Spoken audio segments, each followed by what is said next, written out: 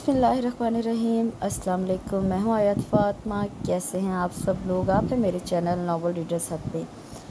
आज मुझे एक बहुत ही मज़ेदार किस्म का एक नावल मिला है। बहुत ही प्यारा नावल है, बड़ा ही खूबसूरत नावल है। जब हम कॉलेज में होते थे तब हम ये रसाले छीन छीन के हमने ये नावल पढ़ा था अपने दोस्तों के साथ। ये नावल है जनाब नवंबर 2002 के किरण के शुमारे से मैंने लिया है, सायरा आरिफ का। बड़ा ही प्यारा नावल है। सहर तो अब होगी। तो नावल ये है फ्यूडल सिस्टम बेस्ड, जो वडेरे टाइप होते हैं ना, उन पे बेस्ड है। मतलब 2002 का जो ईरा था ना, मतलब 2000 का जो ईरा था, 2000 का, उसमें ना ये जो फ्यूडल सिस्टम और वन्नी इस तरह के ना डाइजेस्ट और बुक्स में बड़े नावल्स आते होते थे, तो बड़ा ही फैसिनेट करता होता था। खैर वो तो अब भी करता है, लोग बहुत शौक़ से पढ़ते हैं।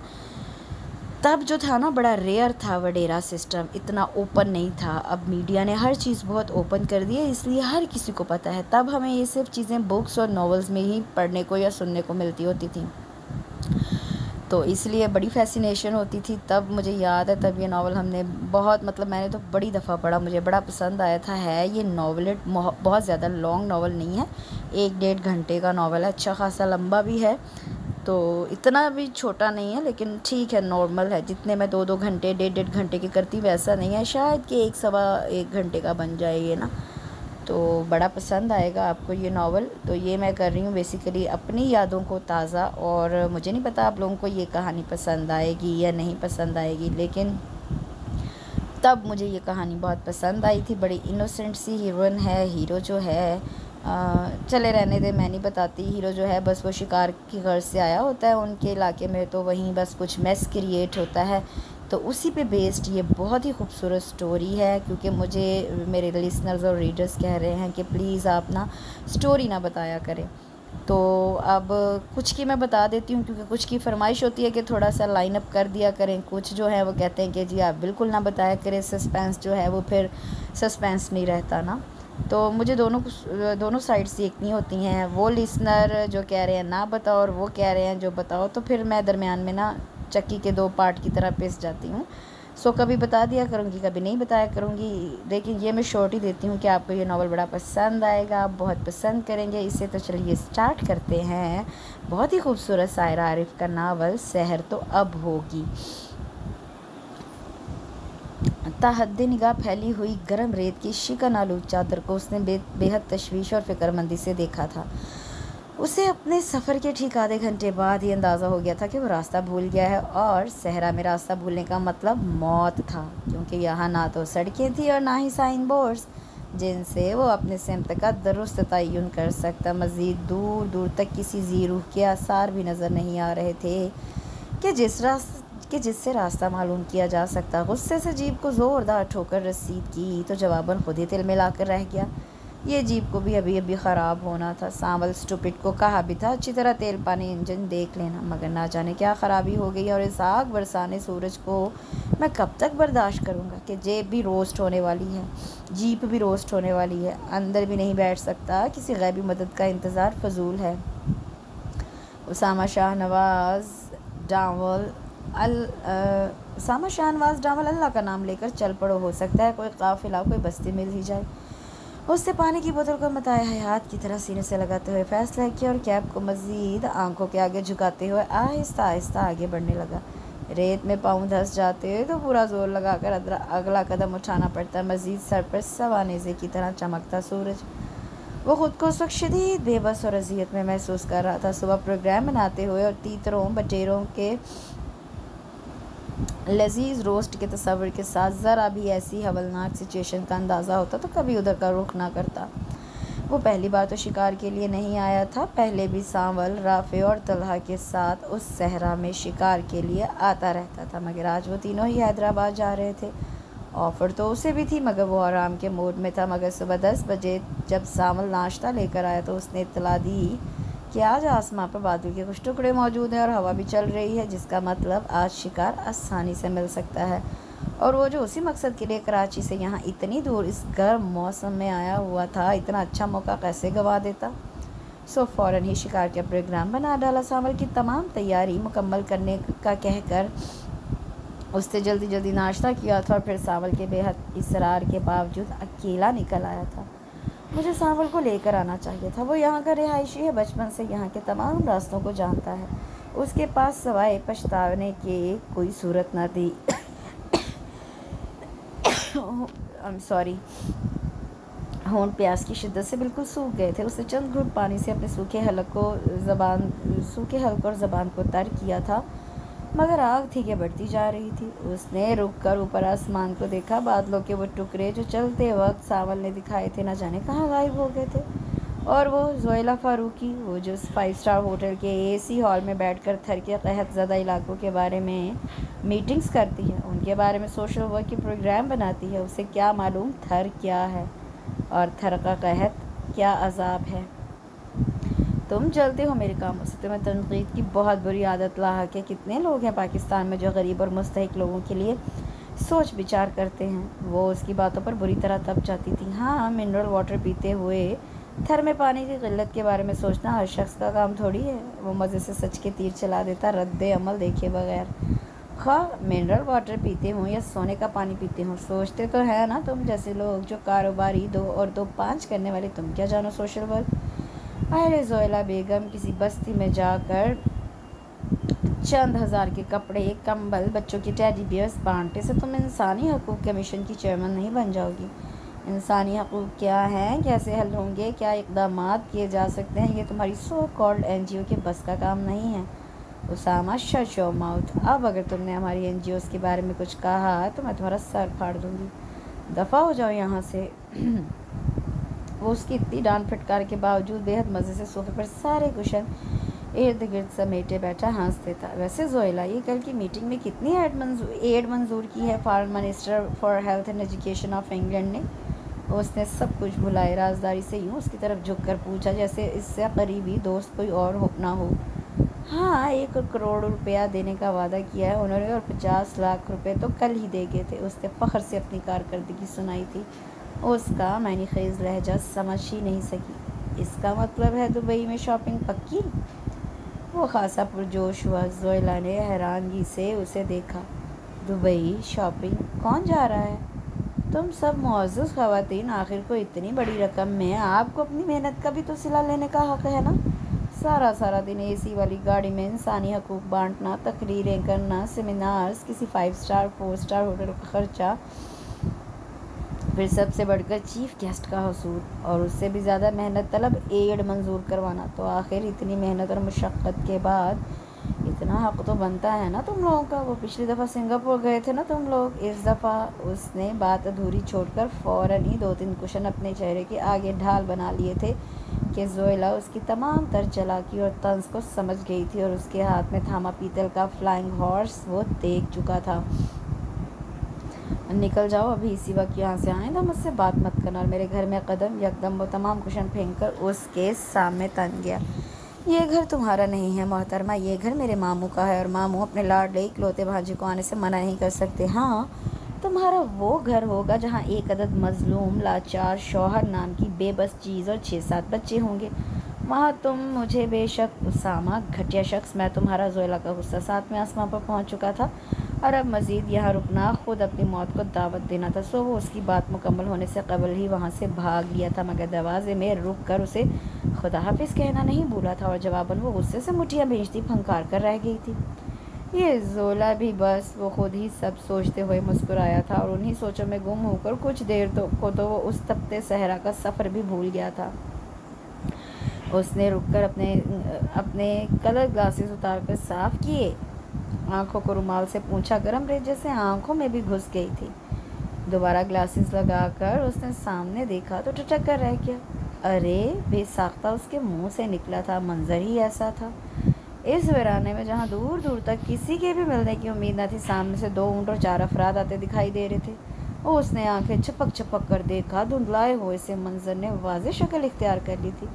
यकदम ही उसे अपने अंदर बेपनाह तवानाई में दौड़ती महसूस हुई थी। कदमों में जैसे जान आ गई थी। अस्सलाम वालेकुम। वो लोग भी उसे देखकर रुक गए थे, हैरत ज़दा। उसका हुलिया और उसकी मौजूदगी। मैं रास्ता भूल गया हूँ, मेरी समझ में नहीं आ रहा किधर जाऊँ। आप अगर मेरी मदद कर दे। उसकी बात सुनकर ऊँट की नकील था। मैं बूढ़े से शख्स ने कुछ ना समझी के अंदाज में पीछे वाले लड़के को देखा और मकामी ज़बान में उससे कुछ कहा था। शायद वो उर्दू नहीं जानता था। साईं, हम तुम्हारी क्या मदद करें? तांबे की तरह स्याह रंगत, कमज़ोर जिस्म और पाँव में प्लास्टिक की स्थिति पर उसने बगौर उसका जायज़ा लिया था। मुझे सही रास्ता मालूम नहीं हो रहा। मुझे नवाज सचल गोड़ जाना है। मेरी जीप भी रास्ते में ख़राब हो गई। उसने तफसील बताई। नवाज सचल घोट? वो तो बहुत दूर है साईं, आप तो दूसरी तरफ से निकल आए हो। ऐसा कहते हैं कि पहले हम अपने लोगों को घोट में छोड़ देंगे, फिर तुम्हारे साथ जाएंगे। ये हमारे घर वाले हैं ना। उसने ऊँटों पर सवार 2 ख़वातीन और एक बच्चे की तरफ इशारा किया था। बहुत शुक्रिया यार, चलो। वो उनके साथ ही चल पड़ा था। ये मुकामी ज़बान कितनी मीठी ज़बान है। और ये लोग चलते चलते उस मुख्तसर काफ़िले को दोबारा बगौर देखा। मर्दों की हालत खासी ख़राब थी। भूख, अफलास, गर्मी, तिब्बी सहूलतों का फुकदान। कितनी सख्त ज़िंदगी है उन लोगों की, बेहद तकलीफ़ दे और मुश्किल। बाबा बाबा, ऊँट पर बैठी औरत यकदम ही चिल्ला चिल्ला कर कुछ कहने लगी। उसने लंबे से घूंघट में अपना चेहरा छुपा रखा था, मगर चूड़ियों से भरी कलाइयाँ और कोहनियों तक कड़े बखूबी नज़र आ रहे थे। उसकी बात पर दोनों मर्द परेशान हो गए थे, एक दूसरे को घबरा कर देखा था।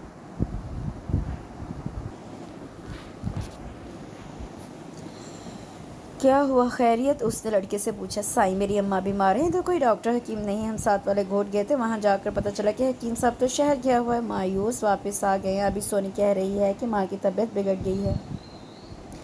किस कदर लाचार, बेबस और परेशान था वो।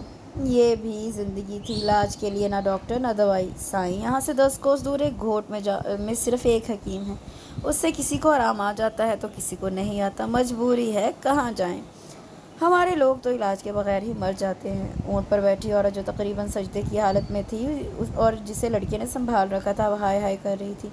उस लड़के ने मकामी ज़बान में ही ज़ोर ज़ोर से कुछ कहा था। तसल्ली या बहलावा। बहरहाल अब कराहने की शिद्दत में कमी थी। तुम लोग यहाँ इस वीरान और सहराई ज़मीन से निकल क्यों नहीं जाते हो? क्यों इस तरह सिसक सिसक कर जी रहे हो? उसकी बात पर उस नौजवान लड़के ने खासी लंबी हाँ की थी। साईं, हम कहाँ जाएँ, किधर रहेंगे? हमारे सारे ख़ानदान को लेकर हमें कोई काम नहीं आता और हमारे पास इतना रोकड़ा भी नहीं कि उधर शहर जाकर रह लेगा। हम गरीब लोग इधर मजबूर हैं रहने पर। और साईं, बड़ी बात तो यह है कि हम अपनी ज़मीन, अपने बाप दादा का घर और अपने लोग छोड़ भी नहीं सकते। भूख, अफलास, मजबूरी उनके चेहरों पर नोहा कना थी और वो फिर भी अपनी धरती, उस गर्म झुलसाने वाली तपती रेतली ज़मीन को छोड़ने पर तैयार ना थे। लाखों करोड़ों की इमदाद उनके नाम से वसूल करके हड़प करने वाली NGOs यहाँ आकर देखें तो सही, कभी ये किन हालों में जी रहे हैं। उसामा ने तलखी से सोचा। घास फूस के बने हुए छोटे छोटे गोल टोपे, एक आध कच्ची मिट्टी का बना हुआ कमरा, दुबले पतले नंग धड़ंग बच्चे, नंगे पाँव बैठे पुराने कपड़ों वाली औरतें, ये उनका घोट था। ये हमारा घर है साईं। वो कच्चे कोठे और कच्ची दीवारों वाले एक छोटे से घर के सामने रुक गया था। उसका बूढ़ा बाप अपनी ख़वातीन से मुखातिब था। खालिद और उसके बाप ने मिलकर बीमार औरत को वो मुश्किल ऊँट पर से उतारा। बेचारी इस खींचतान में शदीद तकलीफ़ महसूस करी थी। कराने की आवाज़ सुनकर खालिद का छोटा भाई शायद सहमी सहमी नज़रों से माँ को देख रहा था। उन्हें देखकर इर्द गिर्द से कई और औरतें भी आ गईं। तुम्हारी माँ को क्या तकलीफ़ है? वो ऊँट की नकेल था। मैं परेशान हाल खालिद से पूछे बिना न रह सका। अम्मा को बहुत दिनों से बुखार और पेचिश लगे हुए थे। पहले तो तवज्जो नहीं दी, ऐसे ही काम में लगी रही, मगर बुखार बढ़ता गया। अब तो सारा सारा दिन बेहोश पड़ी रहती है। पता नहीं बुखार बिगड़ गया है या कुछ और ख़तरनाक बीमारी लग गई है। अगर इजाज़त हो तो मैं देख लूँ। वो डॉक्टर तो नहीं था, मगर BSc के बाद सईद मामू के साथ उनके क्लिनिक पर कुछ माह शौकिया काम किया था और बुखार वगैरह चेक कर लेता था।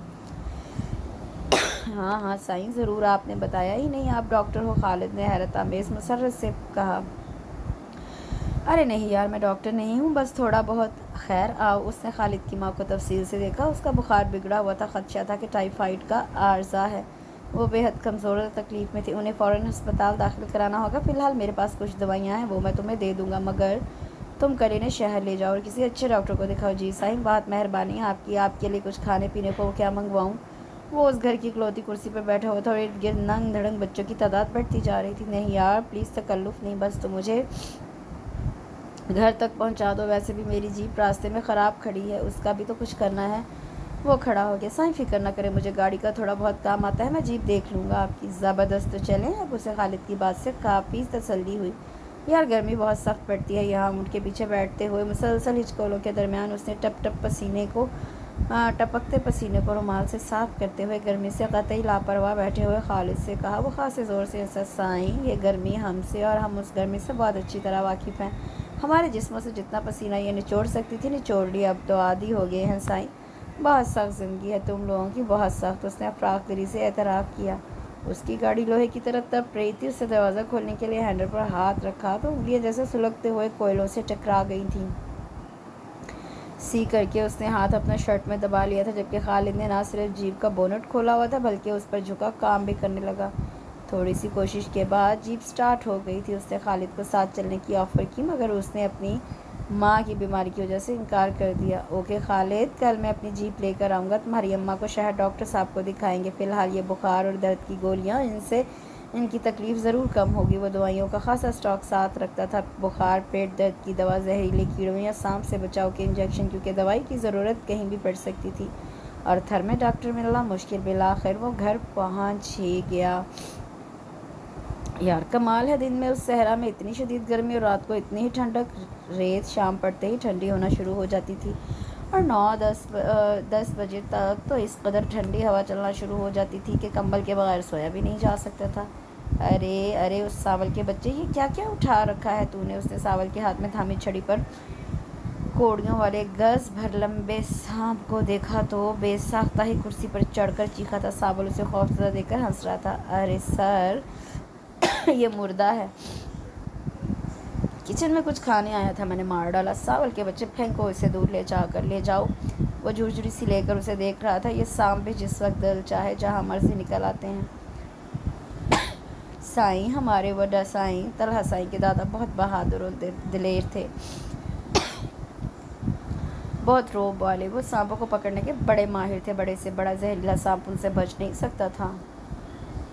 सांपों की एक ख़ास खुशबू होती है साईं, हर कोई उस खुशबू को नहीं सूंघ सकता।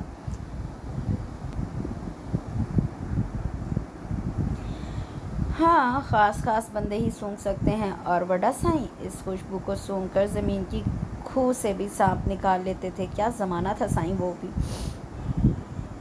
उसकी बातें बहुत दिलचस्पी से वो सुन रहा था।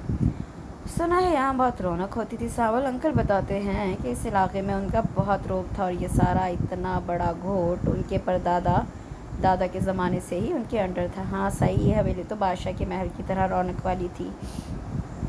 बीच वाले बड़े कमरे में बड़ा साईं और साईं रहते थे। दायां पोर्शन छोटे साईं गुलाम हुसैन डुनू को मिला था और ऊपर अली नवाज सचल साईं रहते थे। उनके बच्चे अली, फातिमा और ज़ैनब भी उधर ही रहती थी। सब मिलजुल कर हंसी खुशी रहते थे। फिर बच्चों की पढ़ाई का मसला बना। पहले अली नवाज साईं लाहौर चले गए, फिर गुलाम साईं भी कराची शिफ्ट होने का सोचने लगे तो बड़ा साईं उनसे नाराज़ हो गए। वो हवेली छोड़ने पर तैयार ना थे और शाहनवाज साईं अपने बाबा के बगैर जाने पर राज़ी ना थे। 1 साल इसी बहस और झगड़े में गुजरा। बाबा साईं ने उस हवेली की एक ईंट खुद खरीदी थी, बड़े प्यार से बनवाया था उसे। वो उसे छोड़ना अपनी मौत समझते थे और 1 साल के अंदर ही बाबा साईं ऐसे बीमार हुए कि इस हवेली में फौत हुए।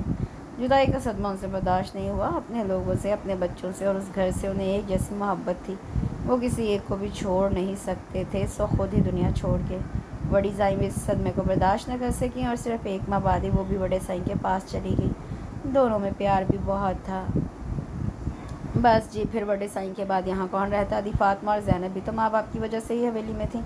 दोनों बहनें एक ही घर में थी। गुलाम हसन ने बहनों को अपने साथ कराची ले जाने पर बहुत ज़ोर दिया था, मगर उनके खावंदों का काम हैदराबाद सेट हो गया था। वो उधर चले गए और ये हवेली इतनी बड़ी आला शान वाली ऐसे वीरान हो गई। लोग बड़ा साईं को याद करके अब भी रोते। वो बहुत अच्छे, नेक दिल और रहम दिल वडेरे थे।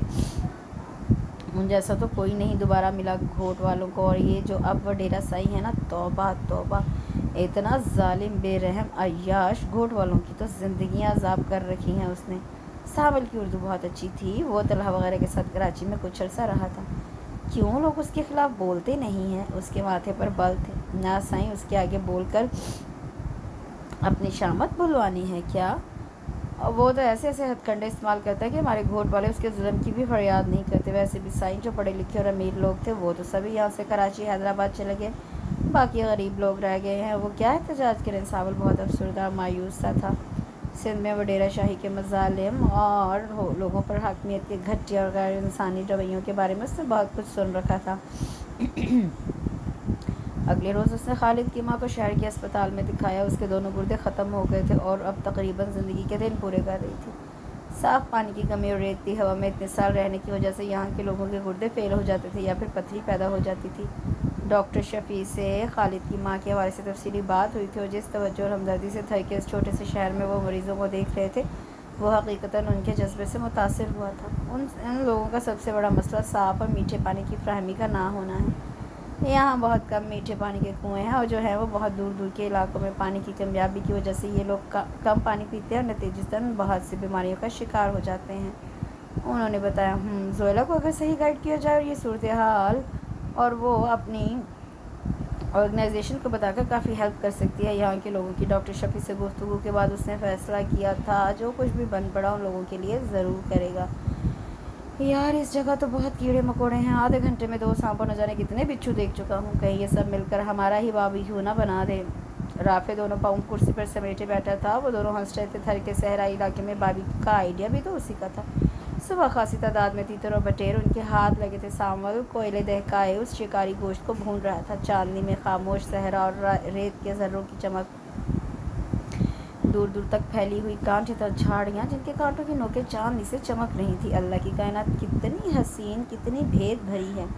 तलहा आसमां पर बिखरे अनगिनत चमचमाटे सितारों को देखकर कह रहा था, शहर में इतने सितारे नजर आना नामुमकिन था। हाँ यार, कहीं बुलंद वाला पहाड़, संगलाख चट्टानें और कहीं सरसब्ज़ व शादाब मैदान और कहीं ये रेत, थर का ये सहरा।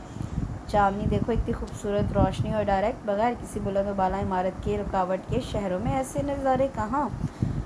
वो सांवल कितनी देर और है भाई यार, अब तो बर्दाश्त भी ख़त्म होती जा रही है। राफे ने उनकी बातों को नज़रअंदाज करते हुए सांवल से पूछा। बस साईं आ गया, थोड़ा सब्र, 5 मिनट। सांवल ने वहीं से आवाज़ लगाई थी। पिछले 1 घंटे से 5 मिनट की रट लगा रखी है, ना जाने कितने 5 मिनट गुजर गए। राफे को लगता था भूख बहुत लगी हुई थी। थोड़ी देर बाद सांवल भुने हुए तीतर और बटेर ले आया था। वो सब कुछ चट कर गए थे। वैसे ये सांवल हर फन मोला है, हर काम में माहिर। राफे ने भी उसकी तारीफ़ की। दोपहर को उसने राफे की शर्ट के बटन दोबारा टांगे थे मजबूती से। हमारे साथ कराची में रहता था तो सारे काम खुद करने की कोशिश करता था। उसे सीखने का बहुत शौक़ है। तलहा बात करते करते रुककर अचानक सामने आने वाली जीप को देखने लगा। इस वक्त यहाँ कौन आ सकता है? वो दोनों भी चौंके। सलाम साईं। जेब से 2 हट्टे कट्टे स्याह रंगत वाले गनमैन उतरे। वालेकुम अस्सलाम। हाँ बाबा बोलो, खैर है ना? तलहा उन लोगों से उन्हीं के अंदाज में बात करता था। साईं, हमारे गांव से एक छोरी भाग गई है, वो इसी तरफ को दौड़ी थी, हम उसे ढूंढ रहे हैं। आपने तो किसी छोरी को उधर नहीं देखा? तलहा ने अब्रूज खाते और सर से पाँव तक घूरा था। वडेरा शाहनवाज के गांव से नारी भाग गई। उसके लहजे में तमसख्र भी था और हैरत भी। साईं आप इजाज़त दे तो आपका खैमा देख लें। उसने उनसे कुछ फासले पर कायम खैमे की तरफ इशारा किया। बच्चल सच्चल। तलहा शेर की तरह दौड़ा था। उन दोनों के साथ साथ उन दोनों के भी लम्हा भर को तो दिल रुक गए थे। इस कदर गुस्सीला बारोबंदाज। तू जानता है क्या कह रहा है? तू हमारी तलाशी लेगा? तेरी इतनी जुर्रत? उसकी आंखों और लहजे से आग निकलने लगी। साईं माफ़ कर दे साईं, गलती होगी। वो साईं वडेरा बहुत गुस्से में है। हमने छोरी को ना ढूंढा तो वो हमें जान से मार देगा। साईं माफ़ी। दोनों हाथ ही बांधे गिड़गड़ाते हुए झुके जा रहे थे। ठीक है जाओ और सुनो, वडेरे को कहना मेरी तरफ से ऐसी छोरियों पर हाथ ना रखा करे जो भाग जाती हूँ, समझे? उसका लहजा धजे मानी खेज था। जी साईं जी। दोनों उल्टे पाँव भाग लिए और उसामा तलहा को देखते हुए सोच रहा था कि ये बंदा जो इस कदर well mannered, soft, well educated है, उसकी रगों में भी तो वडेरे का खून है और ये हाकमियत कहीं ना कहीं ज़रूर उभर कर सामने आती है, जैसे अभी। यार तलहा, वैसे इस वडेरा शाहनवाज के बारे में मैंने भी बहुत कुछ सुन रखा है। उसे लगाम क्यों नहीं डालते तुम लोग? इतना जुल्म, खुली जा रही है। तो मैंने तो ये भी सुना है कि उसने अपनी निजी जेल भी बना रखी है और वो इंतहाई बदकार, सूदखोर, जालिम है, मगर आज तक उस पर हाथ इसलिए नहीं डाला गया कि वो हक्काम बाला का मुंह बंद करना अच्छी तरह जानता है। गोठों से उठाई जाने वाली नौजवान लड़कियां बड़े शहरों में बड़े बड़े अफसरान को भिजवाई जाती हैं, उससे भी बढ़कर जो उसके मतलब मैं जानता हूँ, मगर मेरे पास सबूत नहीं है। उसके ख़िलाफ़ कोई गवाही देने को तैयार नहीं है। तलहा ने उसकी बात काट दी थी और अब उसकी बात ने उसे दुख से दो चार कर दिया था। हद हो गई यार, दुनिया 21वीं सदी में दाखिल हो गई हो, यहाँ गुलामी, जबर, जुल्म, हकमियत और हज़ारों बरस पुराना निज़ाम है। इन लोगों की असल बस राफ़े की सच्ची बातों ने उन्हें कपकपा दिया। कम ऑन यार, तुम इस कदर टची क्यों हो रही है? ये 1-2 दिन में सुधरने वाला मामला नहीं, और फिर वो है ना ऊपर वाला जुल्म और जालिम की रस्सी दराज करता जाता है और फिर एकदम ही झटका देता है। हम मायूस तो नहीं है। राफ़े को इंतहाई जज्बात देखकर तलहा ने उसे तसल्ली दी थी।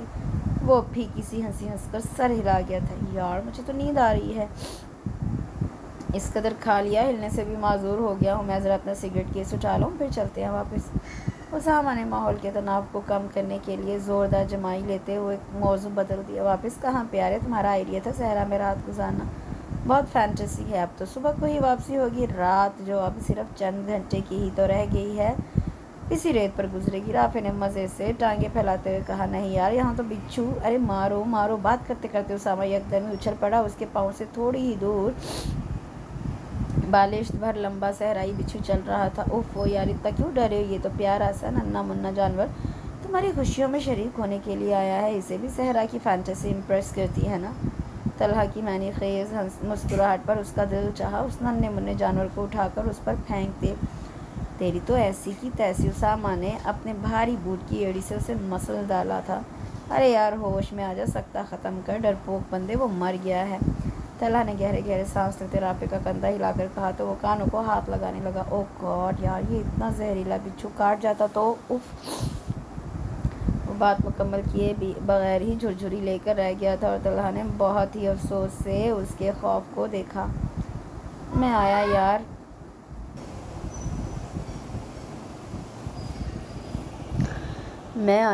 खाने के बाद उसे सिगरेट की तलब शिद्दत से होती थी। आरजी लगाए गए खैमा में उन्होंने तमाम सामान रखा हुआ था। बैग से सिगरेट का पैकेट निकालकर जो ही वो मुड़ा था बुरी तरह ठठक कर रह गया। लड़की, ये कौन है, यहाँ कहाँ? और उस वक्त लम्हा भर में अनगिनत सवालात उसके जहन में गूंजते थे। वो सुकड़ी सिमटी दुबली पतली सी लड़की खौफजदा और परेशान आने वाले लम्हों से कब कपाती हुई यूं से देख रही थी जैसे अभी बेहोश होकर गिर जाएगी। वो चंद कदम आगे बढ़ आया। खौफ की गठरी मज़ीद सिमट गई थी। कौन हो तुम? हैरत की जगह बुलझन और तजस्सुस ने ले ली थी। साईं, मैं वो डेरा शाहनवाज साईं, मेरे को बचाइयो। दोनों हाथ बांधे वो दुबली पतली कमज़ोर निढाल सी खौफ की गठरी उसके कदमों में झुकी रोते हुए गिड़गिड़ा रही थी। उसामा ने जल्दी से पाँव पीछे कर लिए। तमाम सूरत हाल जहन में आ गई थी। ओह गॉड, ये लड़की, मैं क्या करूं? तलहा को बताऊं? हाँ, वही इसका हल निकालेगा। मगर नहीं, उसके उठते एकदम कदम रुके थे। दिमाग में जैसे अलार्म सा बजा था। तलहा भी तो वडेरा ही है ना, कहीं वो उस लड़की को वापस नहीं? ये जुल्म होगा, हाँ ये इस मासूम पर जुल्म होगा। फिर क्या करूं? उसने दोनों हाथ पैंट की जेब में डालकर निकालिए। शदीद इज़्तिराब, बेचैनी, फौरी फैसला। मगर क्या? उसामा यार बाहर आ जाओ, क्या सो गए हो अंदर ही? तलहा की आवाज़ ने उसे जैसे इज़्तिराब के भंवर से एकदम ही निकाल दिया था। उसने चौंक कर सर झटका। सुनो, खामोशी से यहाँ बैठी रहो। तुम यहाँ बिल्कुल महफूज हो, डरना बिल्कुल नहीं। सुबह जहाँ तुम कहोगी तुम्हें छोड़ देंगे, उससे सहमी हुई लड़की से कहा और बाहर निकल आया। क्या यार, किधर रह गए थे? राफे ने भी इस्तफसार किया तो वो मुस्कुरा दिया। कुछ नहीं भाई, लाइटर नहीं मिल रहा था, पता नहीं कहाँ रख दिया सावल ने। मैंने तो बैग में ही रखा था। उसे फौरी यही बहाना सूझा था। कमाल है भाई, ये इतना बड़ा आग का लाओ और ये लाइटर ढूंढ रहा था। अबे जा, ज़्यादा मॉडर्न ना बन, देसी तरीका है, कोयले से सिगरेट सुलगा लो। तलहा की बात पर वो दोनों ही हंस पड़े थे। फिर वो तीनों ही बहुत देर तक बातें करते रहे, एक दूसरे के बचपन की, पढ़ाई, जॉब और मोहब्बत के मतलब उन तीनों के नज़रियात कतई मुख्तलिफ थे। यार जिससे मोहब्बत करूँगा उसी से शादी, बस मेरा तो दो टोक फैसला है। चलो, काम ही मुकाया उसने तो। उसामा ने फलक शगाफ के हका लगाते हुए कहा, मोहब्बत मेरे नज़दीक बहुत मुक़द्दस, बहुत पाकीज़ा, अनोखा और सच्चा जज्बा है। लाफानी मोहब्बत करने वाला वो सरता पर बदल जाता है। वो नमदिल, हसास, साबिर, दरगुजर करना सीख जाता है। मगर एक बात ज़रूर, अगरचे मुझे मोहब्बत के लाफानी जज्बे की सदाकत पर पूरा यकीन है, उसके बावजूद कम अज़ कम ये ज़रूर चाहूँगा कि जिससे मोहब्बत करूँ वो मयार पर पूरा उतरता हो, मेरे मयार पर। धत तेरे की मोहब्बत में भी वडेरा शाही। जा यार, बस ख़त्म कर सारा फ़लसफ़ा, सारी ताजगी, सारी दिलकशी, बल्कि मोहब्बत का मफ़हूम ही बदल कर रख दिया तूने तो। उसामा को उसके ख़यालात पर अफसोस हुआ था। अपनी अना को तो तुम भी कुछ कहो, मैं इन अफसानवी बातों पर क़तन यकीन नहीं रखता हूँ, बल्कि अक्सर तो पढ़कर हंसता हूँ कि एक बहुत अमीर, पढ़े लिखे, खूबसूरत बंदे ने एक अनपढ़ गरीब मगर मजलूम लड़की से मोहब्बत की। भला आला कपड़े, आला जूते, आला गाड़ी, आला स्टेटस के साथ बकरियां चराने वाली मेली कुचारी गंदे बालों समेत गालियां देती मोहतरमा किसी को असीर कर सकती हैं? नामुमकिन। कोई हमें अट्रैक्ट करता है, अच्छा लगता है, तब यही मोहब्बत होती है, और अट्रैक्शन हमेशा खूबसूरती और बेहतर चीज़ में नज़र आती है। मोहब्बत की ज़ाहिरी आँख होती तो मैं तुम्हारा फ़लसफ़ा मान भी लेता, मगर मोहब्बत अंधी होती है। ये होते वक्त ना आला कपड़ा, आला जूते, आला गाड़ी, आला स्टेटस को देखती है, और ना ही ज़ाहिरी हुस्न को। बाज़ औक़ात बहुत ही मामूली लोगों की बहुत ही मामूली सी कोई चीज़, कोई अदा अच्छी लगती है और हम उनकी मोहब्बत में गिरफ़्तार हो जाते हैं। देखने वाली आँख का फ़र्क है जाने मन, वरना खूबसूरती तो रेत के इस मामूली ज़र्रे में भी मौजूद है। यार तुम बिजनेसमैन हो और बातें इस कदर शायराना रोमांटिक करते हो।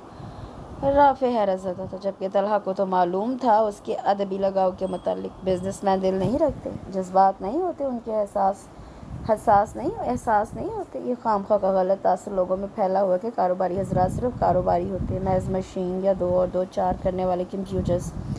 मान गए यार, मान गए। बहरहाल उठो, अब सूरज निकलने वाला है, नींद भी ज़बरदस्त आ रही है। आप चलें सहरा में रात गुजारने की, तुम्हारी ख्वाहिश पूरी हुई।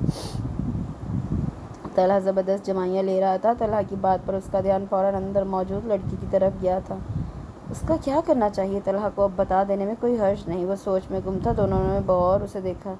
इसे क्या हुआ यार उसामा? ये तुम बार बार कहाँ गायब हो जाते हो? कहाँ हो तुम? तलहा के साथ बहुत बेतकल्फ़ी थी। जब भी तो उससे मेरी खेजी से उसका सर थाम कर राजदारी से पूछा था। कम ऑन यार, मेरा दिलो जहन तुम लोगों के साथ ही है। Get ready, let's go. वो मजाक में बात टाल गया, हालांकि ये हकीकत थी। कितनी दफ़ा उसके जहन के में अंदर मौजूद लड़की का ख्याल आया था। आने वाली सूरत हाल के बारे में सोचकर वो खासा उलझा हुआ था। सावल सामान समेट लो, उसने ऊँगते हुए सावल को हदायत दी, और उसामा एक टुक सावल को खाने में जाते देख रहा था। अभी सबको उसकी मौजूदगी का इल्म हो जाएगा और फिर तलहा बहुत माइंड करेगा। मैंने उस पर एतबार नहीं किया, मैंने उसकी दोस्ती पर शक किया। ऐसा नहीं करना चाहिए था।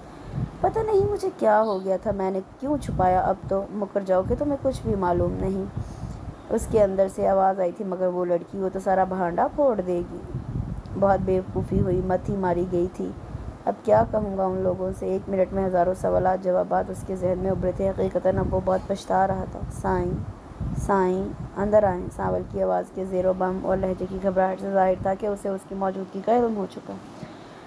वो तलहा को बुला रहा था। चौंक तो वो भी गए थे, फिर तीनों ही आगे पीछे अंदर दाखिल हुए। वो हनूज़ रात वाली पोजीशन में थी। सहमी नज़रों में मज़ीद खौफ और हरास फैल गया। तलहा और राफे चौंके थे। ये कौन है? कहाँ से आए यहाँ हमारे? राफे के पे दर पे सवालात उसकी जहनी कैफियत के गम्मास थे। तलहा अलबत्ता नहायत संजीदगी से घूर रहा था। कौन हो तुम? उस लड़की ने बेहद चौंक कर सवाल करने वाले को देखा था। जो बंदा रात को उसे पनाह दे चुका हो वही सबके सामने पूछ रहा था, कौन हो तुम? कहाँ से आई हो? बोलो कौन हो तुम? वक़्त अजनबी बना हुआ था। तलहा ने हाथ के इशारे से उसे मज़ीद पूछने से रोका, फिर मकामी ज़बान में उससे सवाल जवाब करने लगा। थोड़ी बहुत ये बोली तो उसे भी आती थी। लड़की ने वही बताया जो रात को उसे बता चुकी थी। शुक्र है, खासी अक्लमंद है। उसने इस तमाम गुफ्तगू में उसका नाम नहीं लिया। क्या मसला है? राफे ने तफसील पूछी। तलहा उसे बताने लगा। उसने एक नज़र उसे देखा। वो खामोश नज़रें चुकाए ज़मीन को घूर रही थी। फिर अब क्या करना है? ये तो खासा पेचीदा मसला बन गया है। हमने उन्हें इनकार कर दिया था, अब जब उन्हें पता चलेगा तो? राफे ने तमाम बात सुनकर फिक्रमंदी से कहा। सिर्फ पेचीदा नहीं, बहुत ही पेचीदा। हमारी वे डेरा शाहनवाज से वैसे ही दुश्मनी चल रही है। वो समझेगा हमें जानबूझकर उसके यहाँ से भागी हुई लड़की को पनाह दी और झूठ बोल दिया। फिर क्या हल हो सकता है? तलहा ने बेचैनी से पूछा। हाँ, 2 हल हैं। पहला आसान और सही हल ये है कि उसे वापस डेरा शाहनवाज को भेज दिया जाए। इस तरह ना सिर्फ हमारी बरसों पुरानी दुश्मनी ख़त्म होगी बल्कि ताल्लुकात भी बेहतर हो जाएंगे। और दूसरा क्या हल है? राफे ने उसके दिल की बात को ज़बान दी थी। उसके तो ये सुनकर जिस्म एक करंट सा दौड़ गया था। तो क्या ख्याल है? तो क्या मेरा ख्याल तलहा के बारे में सही था? दूसरा हल मुश्किलात, मुसीबत सर मोल लेने वाला है। इसे अपने पास रखना गोया आग को हवा देना है। तो क्या तुम उसे जालिम वहशी वडेरे के हवाले कर दोगे ताकि वो उसकी गुस्से और जज्बात की शिद्दत से वह बात भी मुकम्मल नहीं कर सका था? उसका चेहरा सुर्ख हो गया था। वो तलहा को क्या समझता था और वो क्या निकला? तलहा ने चौंक कर उसकी कैफियत को बगौर देखा। मेरे दोस्तों, मुझे गलत समझ रहे हो। मैं नवाज डिनो ख़ानदान का हूँ, जहाँ पनाह के लिए आने वाले जानवर की खातिर दुश्मन से खून रेज जंग तो लड़ी जा सकती है, मगर पनाही को लुटाया नहीं जाता। इस छोरी ने मुझसे पनाह मांगी है और अब उसको डेरा शाहनवाज को लौटाने का तो सवाल ही पैदा नहीं होता, ख्वाह जंग हो या दुश्मनी। तलहा का लहजा बहुत पुरसुकून, ठंडा और बाअज़्म था। उसामा के उबलते खून में जैसे बर्फ़ आ गिरी थी। उसने इत्मीनान भरा सांस लेकर तलहा के कंधे पर हाथ रखा। कितना गलत सोचा उसने। सॉरी यार, मैंने तुम्हें जज्बात में ना जाने क्या क्या कह दिया। दरअसल वो हकीकतन बेहद शर्मिंदा था। ओके, होता है ऐसे मामलों में, बंदा यूं ही एहसास हो जाता है, और होना भी चाहिए। उसी से तो पता चलता है कि इंसानियत अभी ज़िंदा है। तलहा ने उसकी बात काट कर उसे कुछ भी मज़ीद बोलने, शर्मिंदा होने से बचा लिया था। वडेरा शाहनवाज़ के कुत्ते उस वक्त तक चैन से नहीं बैठेंगे जब तक मतलूबा शिकार न मिल जाए, और हमसे बरामदगी बहुत से मसाइल खड़े करेगी। मुझे अपनी परवाह नहीं, इस लड़की को नुकसान पहुंच सकता है। वो तीनों अब जीप के करीब खड़े मसले का हल सोच रहे थे। तलहा की बात में वज़न था, फिर इसे कहाँ छोड़ा जाए। उसामा उसकी बात समझ गया था, और वो यहाँ के तमाम रसूमों, कानून, कायदे जानता था। उसे मालूम था ऐसे केसों में जिरगा क्या फ़ैसला करता है। पर मैंने फ़ैसला किया है कि मैं यहीं ठहरूंगा। तुम दोनों वापस शहर चले जाओ। इस लड़की को तुम साथ ले जाओ, हमारे यहाँ छोड़ देना। बाबा जान को तमाम बात बता देना। मगर तुम यहाँ क्यों? राफ़े ने उलझ कर पूछा था। क्योंकि मेरा फ़ौरन वापस जाना शक की नज़र से देखा जाएगा, जबकि कल मुझे यहाँ कुछ बड़े अहम लोगों से भी मिलना है। तुम दोनों तो मेहमान हो जा सकते हो। He is right Rafay. वैसे अगर तुम कहो तो मैं इस लड़की को अपने घर ले जाता हूँ। आई मीन जोइला के पास। तुम तो जानते हो वो सोशल वर्कर है। उसे इन वडेरों की दुश्मनी का अंदाज़ा था। बरसों चलने वाली पाताल तक से भी अपने दुश्मन को निकाल लेते हैं, अगरचे वो लोग कोई कमज़ोर या कमतर न थे। वडेरा शाहनवाज़ से उसके बावजूद वो उस लड़की की हिफाजत की ज़मानत हर कीमत पर चाहता था। ठीक है, तुम्हारा घर या मेरा कोई फ़र्क नहीं। अच्छा, अब तो फ़ौरन चलने की फ़िक्र करो, ज़्यादा देर यहाँ रुकना मुनासिब नहीं। सावल तुम लोगों का सामान लेकर आ जाएगा। तुम यहाँ से ही रवाना हो जाओ। गोद जाने की ज़रूरत नहीं, क्योंकि उनके नज़दीक तुम रात से ही जा चुके हो। तलहा की बात पर दोनों ने सर हिला दिया, और फिर आधे घंटे बाद ही वो तलहा को खुदाफिज कहकर वहाँ से निकल गए। भरपूर तसल्ली के साथ रुखसत किया था, और उसकी बातों के बाद वो खासी मुतमईन भी लगती थी, वरना उन लोगों के साथ जाने का सुनकर तो बेइंतहा घबराई, परेशान लग रही थी। रोना लग शुरू कर दिया था। यार, पानी तो रख लिया था ना कहीं रास्ते में। वह हद दर्जे वहमी था अपनी ज़ात के मुतालिक, तो बहुत ही एहसास, ये ना हो वो ना हो, उसी में उलझा रहता। तलहा के मजाक और उसकी नसीहतों के बावजूद अगर नहाना चाहोगे तो नहा भी लेना। इससे ज़्यादा वो उसे क्या मुतमईन करता। ये जो तुम नागहानी हमदर्दी की पोटली उठाकर चल पड़े हो, तो अगर किसी ने रास्ते में चेक कर लिया ये हुलिया तो 2 मील से पहचाना जा सकता है। मरवा ना देना। उसका जी चाह सर पीट ले। कुछ नहीं होता राफ़ी, और प्लीज़ अब खामोश हो जाओ। वैसे फॉर योर काइंड इन्फॉर्मेशन, मेरे पास पिस्तौल है, सो डोंट वरी। उस बंदे की तसल्ली करना बेहद मुश्किल था, मगर उसकी बात से शायद वो वाकई मुतमईन हो गया था कि दोबारा उस मौज़े पर नहीं बोला। बातें करते हुए उसे 2-3 बार मिरर से उसे देखा था। गर्दन थक गई होगी, इतना लंबा सफ़र, और ये कब तक रुकू में बैठी रहेगी। आप ठीक होकर बैठे, इजी, आराम से, कोई फ़िक्र वाली बात नहीं है। आप हमारी जिम्मेदारी, आप आराम से बैठे। उसके अल्फाज ने खासा असर किया था। रुकू की हालत से वो कुछ सीधी हो बैठी थी। जीप आ रही है। राफ़े ने उसकी तवज्जो दूर उठती धूल की तरफ मबजूल कराई। वो अभी चौंका। उस जगह जीप, कहीं वडेरा शाहनवाज़ के बंदे ना हो। हाँ शायद, तो क्या करें। गर्द का भगोला अब नज़दीक तर होता जा रहा था। उसे उलझन के साथ साथ परेशानी भी होने लगी। सहरा में जीपें सिर्फ वडेरों और अमीर लोगों के पास ही तो थी। राफ़े ने एक नज़र सामने देखा और पीछे गर्दन मोड़ी। ए लड़की, फ़ौरन नीचे बैठ जाओ, सीट के दरमियान छुप जाओ जल्दी से, और तुम जीप नहीं रोकना, चलते जाओ। उसने राफ़े की बात पर गर्दन हिला दी। वो लड़की तो राफ़े की बात सुनते ही ऐसे सीट से उतरी थी जैसे मौत देख ली हो। ऊंधे मुँह वो सीट के दरमियान खाली जगह पर बिल्कुल छुप गई थी। सामने से आती जीप अब बिल्कुल करीब आ रही थी, और दोनों का शक बिल्कुल दुरुस्त था। वडेरा शाहनवाज़ के ख़ास बंदे जीप में थे। उन्होंने हाथ से इशारा किया, मगर उसामा ने ऐसे पोज किया जैसे कुछ देखा ही ना हो। उसने जीप की रफ्तार बिल्कुल कम नहीं की थी और बढ़ाता ही चला गया था। राफ़े ने इत्मीनान का सांस लेकर उसे देखा। ओ थैंक गॉड, बला टली। उसामा कब से अटका हुआ सांस बहाल हुआ था। बला टली नहीं, बहुत लंबा सफ़र है। उस वक्त तमाम वक्त में हम यूँ डर डर कर नहीं रह सकते, क्या पता कब कोई कहाँ मिल जाए। राफ़े बहुत संजीदा था। अल्लाह मालिक है, जो होगा देखा जाएगा। उसामा ने उसे तसल्ली दी। वडेरा शाहनवाज़ का इलाका अगरचे ख़त्म हो गया था, मगर ख़तरा हनूज़ मौजूद था। उन्हें कहीं भी रोका जा सकता था। वडेरा शाहनवाज़ ने यकीनन इर्द गिर्द के तमाम इलाकों में इत्तला कर दी होगी, और उन जगहों पर भी उसके बंदे मौजूद हो सकते थे। उन्हें रवाना हुए 4 घंटे हो गए थे, और अब सूरज अपनी आबोताब से उनके साथ साथ चमक रहा था। गर्मी की हिद्दत भी बढ़ रही थी, और उनका ख्याल कितना दुरुस्त था उसका अंदाज़ा उन्हें आधे घंटे बाद ही हो गया था। उनके करीब से जो जीप तेज़ी से गुजर कर आगे निकल गई थी, और उसके जाने पर उन्होंने शुक्र अदा किया था। वही जीप गोट के होटल के बाहर खड़ी थी और जीप वाले उनके इंतज़ार में थे। साईं माफ़ करना, हम आपकी जीप की तलाशी लेना चाहते हैं। बड़ी बड़ी मूँछों वाला लंबा तड़ंगा कंधे से लटकी बंदूक को थामे बच्चल हाथ बांधे कह रहा था। राफे उसामा ने खुद को बहुत तेज़ी से संभाला था। राफे ने उनकी जीप देखते ही चंदनी को सीट से नीचे छुपने का कहा था और तामील में देर उसने भी नहीं की थी, मगर शायद देर हो चुकी थी। क्यों? उसामा ने गुस्से से उसे घूरा। वो खुद सूरत हाल का सामना करने के लिए तैयार हो चुका था। उसके अंदाज पर राफे ने बगौर उसे देखा था।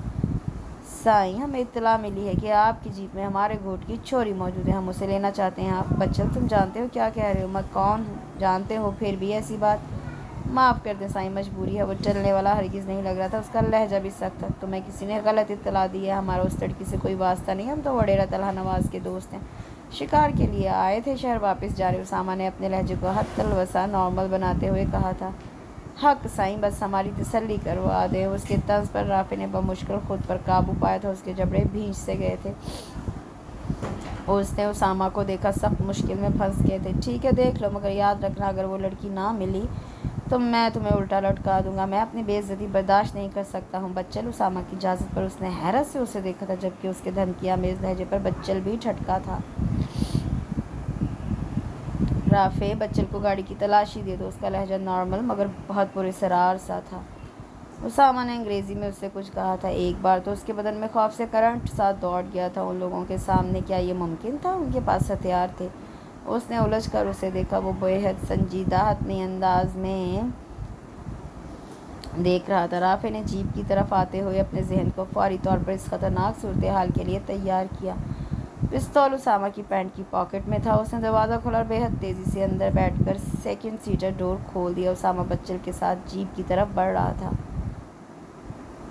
और नीचे छुप जाओ, बिल्कुल खामोश, वो आ रहे हैं। राफे ने सरगोशी से पीछे मुंह किए बगैर उससे कहा। वो जो पहले ही जीप के फर्श पर तकरीबन लेटी हुई थी, वो दोनों अब बिल्कुल करीब आ गए थे। उसामा ने आंख से उसे तैयार रहने का इशारा किया था और साथ ही इग्निशन पर उसकी उंगलियां जम गई थी। उसामा ने फ्रंट डोर खोल लिया था। हाँ बच्चल, देख लो जीप को अच्छी तरह, मगर याद रहे मैं तुम्हारी इस गुस्ताखी को माफ़ नहीं करूँगा। वो अब सीट पर बैठ चुका था। बच्चल शीशों से पीछे झाँकने की कोशिश कर रहा था। साईं, पिछला दरवाज़ा खोलें। उसके लहजे में गैर मामूलीपन था। शायद उसे कोई शक हुआ था या यकीन। राफे, गो।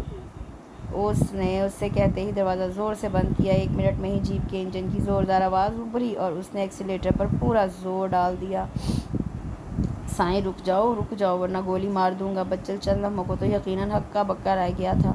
शायद उसे उनसे इस इक़दाम की तवक्को ना थी, मगर फ़ौरन ही उसने सूरत हाल भांपते ही चीख कर कहा। मगर इतनी देर में जीप स्टार्ट करके टर्न ले चुका था। जो ही उसने जीप को आगे बढ़ाया, गोली की ज़ोरदार आवाज़ उभरी और साथ ही उसामा की चीख। बच्चल ने फायर कर दिया था। जीप लम्हा भर को झटका खा गई।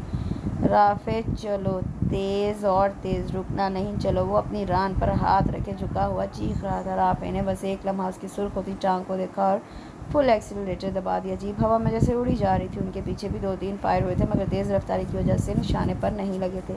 यहाँ से जल्दी निकलो, वो पीछा करेंगे। जल्द अज जल्द शहर पहुँचने की कोशिश करो। वो अपनी तकलीफ़ को बर्दाश्त करते हुए इंतहा ज़ब्त से कह रहा था। हालांकि लम्हा लम्हा उसका रंग जर्द हो रहा था और उसके दोनों हाथ खून से भर गए थे। राफे बेइंतहा तेज़ ड्राइविंग कर रहा था। उसामा की हालत से उसका दिल कांप रहा था। उसकी आंखें बंद हो रही थी। अब तक कमाल ज़ब्त और बर्दाश्त से उसने राफे को हौसला दिया था। वो खासी दूर निकल आए थे। ताकुब हो रहा था या नहीं, उसे गर्ज नहीं थी, बस उस पर तो जुनून सवार था। कोई और वक्त होता तो वो अपने पिस्तौल की तमाम गोलियां बच्चल के सीने में उतार देता। उसामा, मेरी जान, मेरे दोस्त, खुद को संभालो, बस थोड़ी सी हिम्मत और कर लो यार, सिर्फ चंद मिनट और, हम शहर में दाखिल होने वाले हैं। उसामा, हौसला। उसामा का सर उसके कंधे से आ लगा। जीप डोल सी गई थी। यहाँ ट्रैफिक भी ज़्यादा था। वो शहर में दाखिल हो गए थे। चंदनी मजीद सहम गई थी और मुस्तकिल रो रही थी। ज़रा सी देर में राफे स्ट्रेचर और वार्ड बॉय के साथ भागता हुआ आ रहा था। आते ही उन्होंने उसामा को गाड़ी से निकालकर स्ट्रेचर पर डाला था। चंदनी गुमसुम सी अकेली ही बैठी रह गई। ना राफे ने कुछ कहा था, ना बताया कितनी देर लगेगी, वो कहाँ जाए, क्या करे, वो कब आएगा। मायूसी से वो सीट पर टेक लगाकर बैठ गई। या अल्लाह, उसने एक बंदे को जल्दी से ठीक कर दे, उसे ज़िंदगी देना। ये बहुत अच्छा इंसान है, अपनी रहमत से बचा ले अल्लाह, इस बंदे को कुछ ना हो, ये ठीक हो जाए। वो रो रो कर दुआ कर रही थी। वो तो उसके लिए रहमत का फरिश्ता था। वो डेरे तलहा ने कहा था कि ये उसका दोस्त है और उस पर इसी तरह एतबार करे जैसे वो डेरा तलहा पर। और उस बंदे की रहमदिली और खलूस तो उसने भी रात को देख लिया था। इतना बड़ा ख़तरा मोल लिया उसकी वजह से और अब खुद ज़ख्मी था। बोला सही मुझे माफ़ कर दे, अपनी रहमत से बचा ले, मेरा क्या होगा। बार बार एक ही बात जहन में गूंज रही थी। घर से भागते वक्त तो सिर्फ और सिर्फ वडेरे से अपनी इज़्ज़त बचाना ही अव्वलीन मकसद था। खुशकिस्मती से अंधाधुंध भागते हुए उसे जो एक छोटा सा खैमा नज़र आया तो उससे ही जाए पनाह समझकर उसमें छुप गई थी। उस वक्त तक उसे बिल्कुल ये मालूम नहीं था कि किसका खैमा है, क्यों लगाया गया और उसे किस किस्म के हालात का सामना हो सकता था। एक वडेरे शाहनवाज़ के पंजे से निकलने के बाद किसी दूसरे ऐसे उसी जैसे बंदे के चुंगल में भी फंस सकती थी। हाँ, जब वो बंदा खैमे के अंदर आया था और उसे देखकर हैरत से पूछा था कि वो कौन है, कहाँ से आई है, उसका नाम क्या है, तो उस वक्त उसने हाथ बांधकर उस बंदे से पनाह की इल्तिजा की थी, ये जाने बगैर कि वो कौन है और आने वाला लम्हों में उसके साथ क्या सलूक कर सकता है। बस उसे तो उस वक्त वडेरे के खौफ से अपने छुपने की फ़िक्र थी। हाँ, मगर उस बंदे ने जब उसे तसल्ली दी थी और उसे वहीं रहने की इजाज़त दी थी तो उसे अपने बच जाने की कुछ उम्मीद हो गई थी। फिर जब उसे मालूम हुआ था कि वो वडेरे तलहा की पनाह में है और उसी वक्त उसके अंदर जीने की उम्मीद पैदा हो गई थी, वरना तो वडेरे के हाथ लगने से लाख दर्जे बेहतर मर जाना था। वडेरे तलहा का उसे बचाना और फिर उसामा के साथ शहर आना, ये सब तो किस्मत में था। वो नेक बंदा उसकी कितनी हिमायत कर रहा था। वो साईं बहुत अच्छा इंसान है, औरत की इज्जत करना जानता है, मगर ये दूसरा साईं तो या अल्लाह कितनी देर हो गई और वो अब तक नहीं आया, ना जाने उसका क्या हाल होगा। कितनी देर बाद वो अपने ख्यालों से चौंकी थी। शीशे से झांक कर देखा अस्पताल में बहुत से लोग आ जा रहे थे। उसे तो पहली बार कोई अस्पताल देखा था। कहीं वो मुझे छोड़कर तो नहीं चला गया, मैं क्या करूँगी बैठे बैठे। अब तक तो उसकी कमर भी अकड़ गई थी। जब कोई दूसरा सिरा हाथ ना आया तो थक कर फिर से खामोश हो बैठी। इंतज़ार न जाने कब तक करना पड़े। वो अपनी इस हालत पर खुद तरसी का शिकार हो रही थी। घोट की सबसे प्यारी छोरी जिसकी खूबसूरती वडेरे के इल्म में आई तो उसके लिए अजाब बन गई। गोट के कितने ही नौजवान उससे शादी के ख्वाहिशमंद थे, मगर वो बाबा की बीमारी की वजह से उसे छोड़कर जाने को तैयार ना थी और उम्र भी तो उसकी अभी बहुत कम थी। अम्मा उसका जहेज़ बना रही थी, बर्तन बिस्तर और कपड़े ख़रीद कर रख देती थी। उसे अपने दिल में अजीब सा दर्द महसूस किया था। साईं साईं आप आ गए। राफ़े दरवाज़ा खोलकर अंदर बैठ रहा था। वो चौंक कर सीधी हुई। साईं साईं साईं साईं उसामा कैसा है? उसकी बेकरारी पर एक लम्हे को राफ़े ने मुड़कर उसे देखा। वो खासी परेशान लग रही थी। हाँ ठीक है, शुक्र है जान बच गई, गोली टांग से निकाल दी गई है, अब आइंदा क्या होगा फ़िलहाल उसका पता नहीं चला। राफ़े ने खासी तफसील से जवाब दिया था। गाड़ी स्टार्ट हो चुकी थी, अब पता नहीं किधर जाना पड़े, मेरी भी क्या ज़िंदगी है। वो शदीद एहसास गम का शिकार हो रही थी। उसने 8 जमातें पास की थी। तालीम औरत को कितना बाएतमाद और हौसलामंद बना देती है। उसका अंदाज़ा उस वडेरे शाहनवाज़ की बेटी से मिलकर हुआ था जो कराची में बड़े कॉलेज में पढ़ती थी, और कितना रोब था उसका सब पर। जीप झटके से रुकी तो उसके ख्यालात का सिलसिला भी टूट गया। चौंक कर देखा यह खूबसूरत और बड़ा सा घर था। राफ़े दरवाज़ा खोलकर नीचे उतरो। वो दरवाज़ा खोलकर उसे हुक्म दे रहा था। वो खामोशी से अपना लहंगा संभाल कर नीचे उतर आई। आओ मेरे साथ। वो दूसरा हुक्म देकर आगे आगे चल दिया और ये उसके पीछे। वो दरवाज़ा खोलकर अंदर दाखिल हो गया था। उसके कदम बाहर ही जम गए थे। दिल में यह ख्याल तेज़ी से आया था कि घर वाले मुझे कबूल करेंगे या नहीं। किधर रह गई? आ जाओ भी लड़की, अंदर आओ। राफ़े पहले तो उसे अंदर से ही आवाज़ें देता रहा। जब वो अंदर नहीं आई तो बाहर आकर बुत की तरह इस्तादा चंदनी से ज़ोर से मुखातिब हुआ। वो उछल पड़ी थी। राफ़े उसे घूर रहा था। उससे घबरा कर उसे देखा और फिर एकदम ही अंदर चली आई। अम्मी जान, ये है चंदनी, तलहा के घोट से आई हैं। उससे एक दुबली पतली मगर प्यारी सी औरत को उसके मुतालिक बताया था, जो कुछ हैरान परेशान सी खड़ी थी उस अधूरे तारुफ पर। आओ बेटा आओ, बैठो। उन्होंने बहुत जल्द खुद को संभाला था। वो आहिस्ता आहिस्ता चलती उनके करीब आ गई। वो राफ़े बेटा तुम जाओ, फ्रेश हो जाओ, चेंज करो, मैं खाना लगवाती हूँ। जी अम्मी जान, बहुत भूख लगी, आप खाना गर्म करवाएं, मैं अभी आया। आओ बेटी तुम भी मुँह हाथ धो लो, खाना खाकर बात करेंगे। राफ़े की अम्मी का लहजा इस कदर प्यार भरा था कि उसके अंदर चलते बगोले ठंडे पड़ने लगे थे। खाना खामोशी से खाया गया था। राफ़े की अम्मी उसे इसरार से खिलाती रहीं। खुद भी वो तो सारे दिन की भूखी थी, ऊपर से ऐसे हालात की फ़िक्र और परेशानी से मत ही मारी गई थी। खाने के दौरान राफ़े ने उसे मुकम्मल नज़रअंदाज किए रखा था, जैसे वो जानता ही ना हो कि वो कौन है, कहाँ से और क्यों आई है। अम्मी मैं उसामा की तरफ जा रहा हूँ। ओके बेटा, अल्लाह ताला बच्चे को सेहत और तंदुरुस्ती दे। मेरी तो जान ही निकल गई थी। जालिम लोग गोलियाँ भी फूलों की तरह अंधाधुंध सोचे समझे बगैर दूसरों पर बरसा देते हैं। ये नहीं जानते कि उनसे कीमती जान भी ज़ाया हो सकती है। खुदा ने बड़ा करम किया कि गोली टांग में लगी और निकल भी गई। वो मुँह उठाए दोनों की बातें सुन रही थी। हाँ अम्मी, बस आप दुआ करें।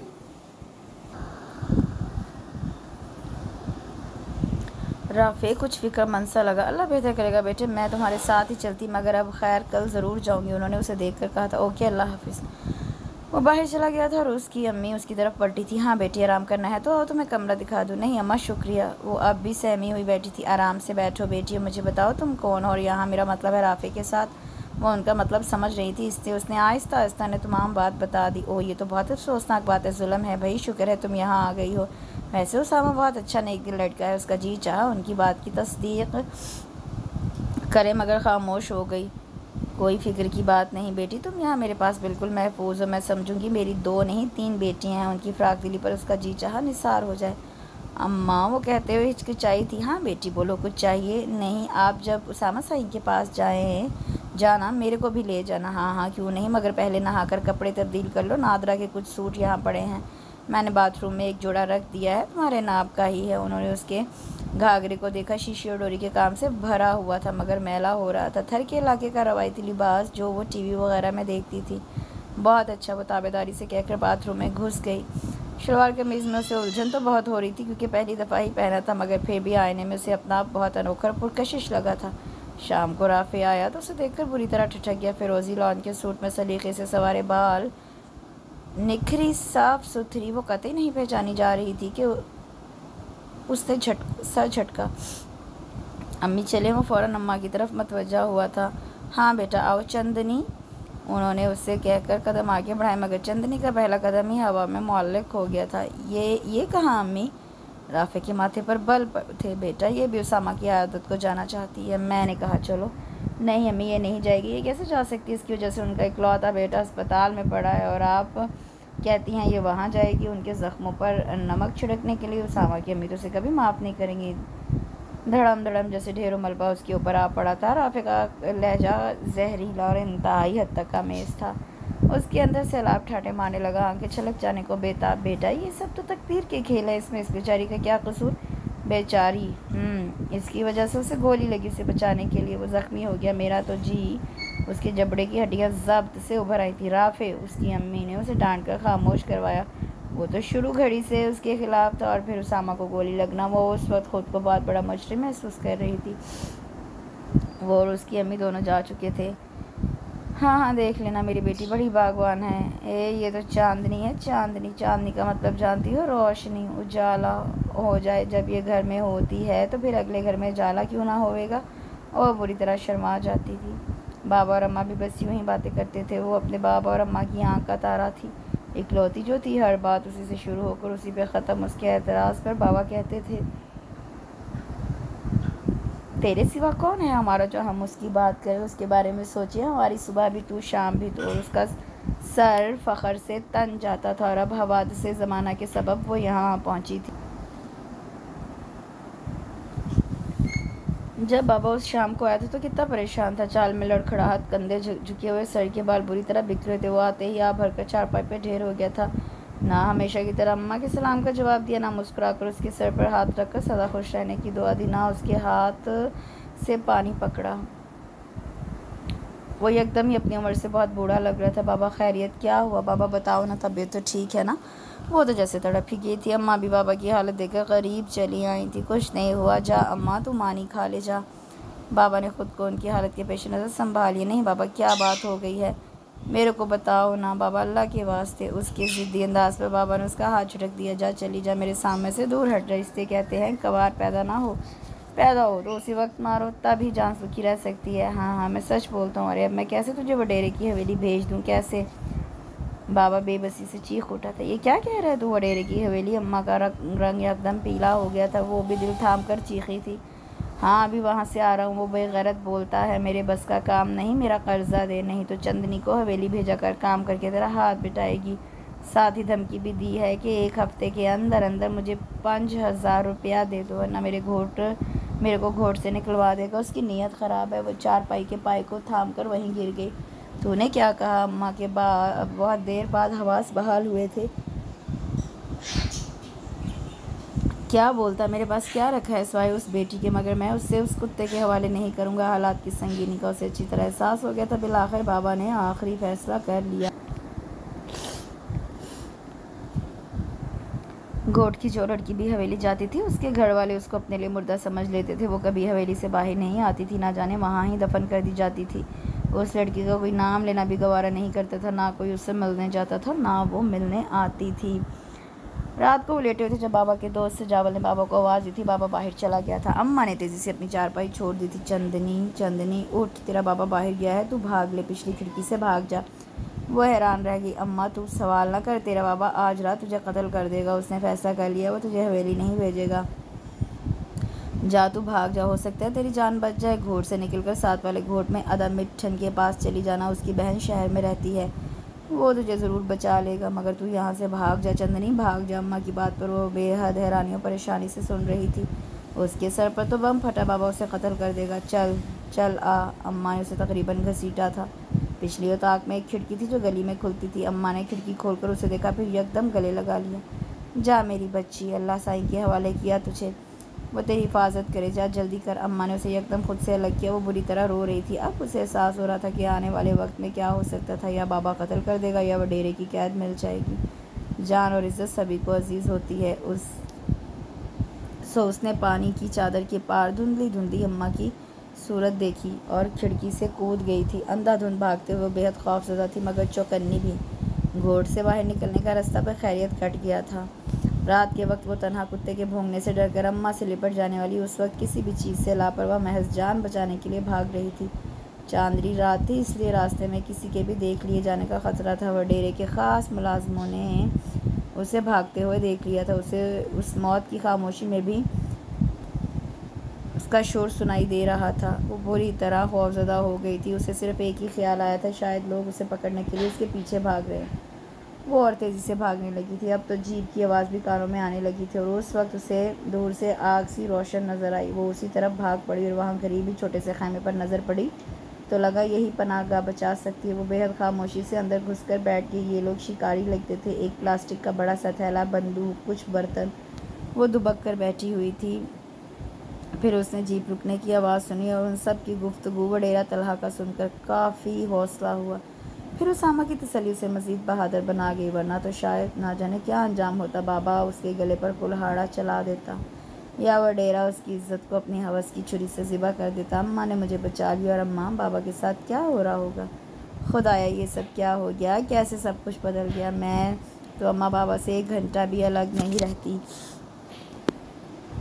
और अब उसकी सिसकियाँ बढ़ गई थीं। वो फूट फूट कर रो रही थी।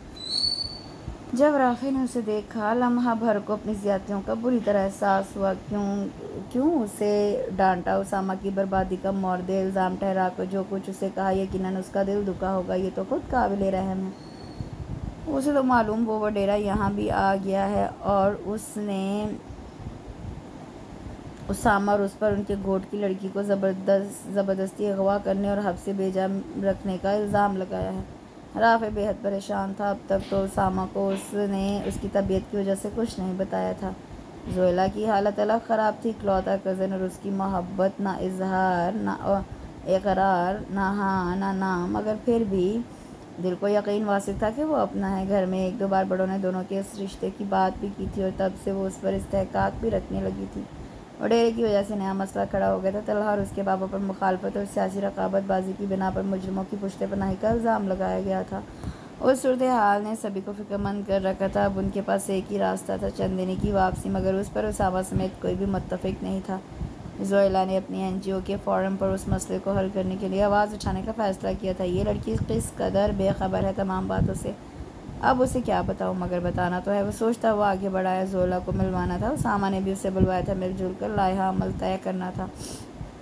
सबसे अहम फरीक तो वो थी। उसके ख़यालात जाने बिना वो कैसे कुछ भी कदम उठा सकते थे।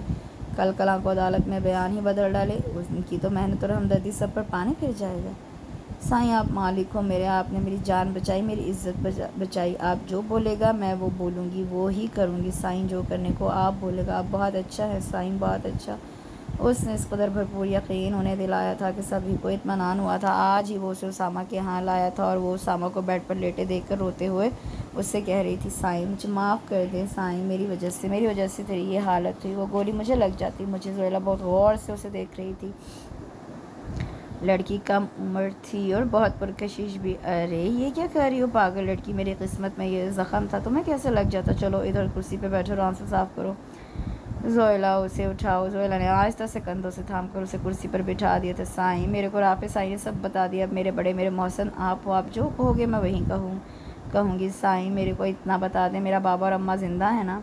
हाँ वो ज़िंदा हैं और घोट में ही हैं, बस वडेरे ने उनका बाहर निकलना बंद कर रखा है। खैर तुम फिक्र ना करो, ये मामला सुलझ जाए तो फिर तुम्हें उनसे भी मिलवा देंगे। उस आबा ने बगौर उसे देख कर कहा था। कुछ देर की खामोशी के बाद जोयला ने उसकी तरफ रुख किया था। देखो जो मैं पूछूंगी उसका जवाब देती जाना। वडेरा तुम्हें क्यों हवेली बुला रहा था। अदी वडेरा बहुत जालिम और बदकिरदार मर्द है।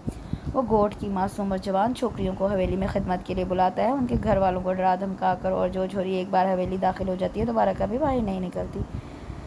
जोयला ये हवलनाक बातें सुनकर बुरी तरह हैरान हुई थी। उसामा को तो कब कभी सी आ गई थी। ये दोनों भी खामोश थे। अदीस से भी ज़्यादा जुल्म वडेरे करते हैं।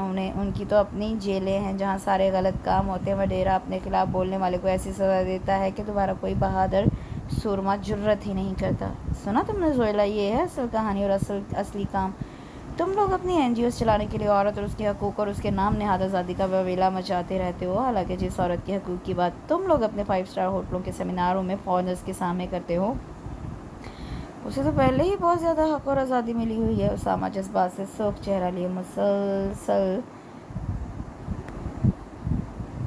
बोले गया। तुम ठीक कहते हो उसामा, मैं तुम्हारी बातों की नफ़ी नहीं करूँगी। जिस इदारे की शोहरत मुल्की और गैर मुल्की हर जगह हो, मैंने उस इदारे में काम करते हुए यही सब देखा, जाना परखा और जो तुम कहते हो। मगर आज इस लड़की की बातों ने और तुम्हारी सच्ची हकीकतों ने मेरे सारे नज़रिए गलत कर दिए। तुम देखना उसामा, मैं अपने इदारे की मदद से इस लड़की को ज़रूर ज़ालिम वडेरे से निजात दिलवाऊंगी। जोयला का आज़म पर यकीन लहजा और फैसला कुन अंदाज। उसामा ने गहरी तमानियत से उसे देखा था। हाँ अगर सही गाइड किया जाए तो ये लोग काफ़ी कुछ कर सकते हैं। अदी आप वडेरे को पुलिस के हवाले ना करना, वो तो उसे दोबारा छोड़ देगी। अदी वडेरे को तो बहुत बड़ी सज़ा मिलनी चाहिए। चंदनी एकदम जोश से बोली। ऐसा ही होगा, हर दफ़ा जुल्म की रस्सी दराज नहीं होती, ऐसा ही होगा, तुम फिक्र ना करो। जोयला ने उसे यकीन दिलाया था। वो यकदम ही जैसे बड़ी हो गई थी और अगले रोज़ चंदनी की हमरा इमरजेंसी कॉल की गई थी। मीटिंग में मौजूद थी जहाँ उसे तमाम मेंबर्स के सामने अपने भागने की वजह वडेरे के जुल्म की दास्तान दोबारा सुनाई थी। ओ माय गॉड, इतना जुल्म हमारे मुल्क में औरत के साथ अभी तक जानवर वाला सलूक किया जा रहा है।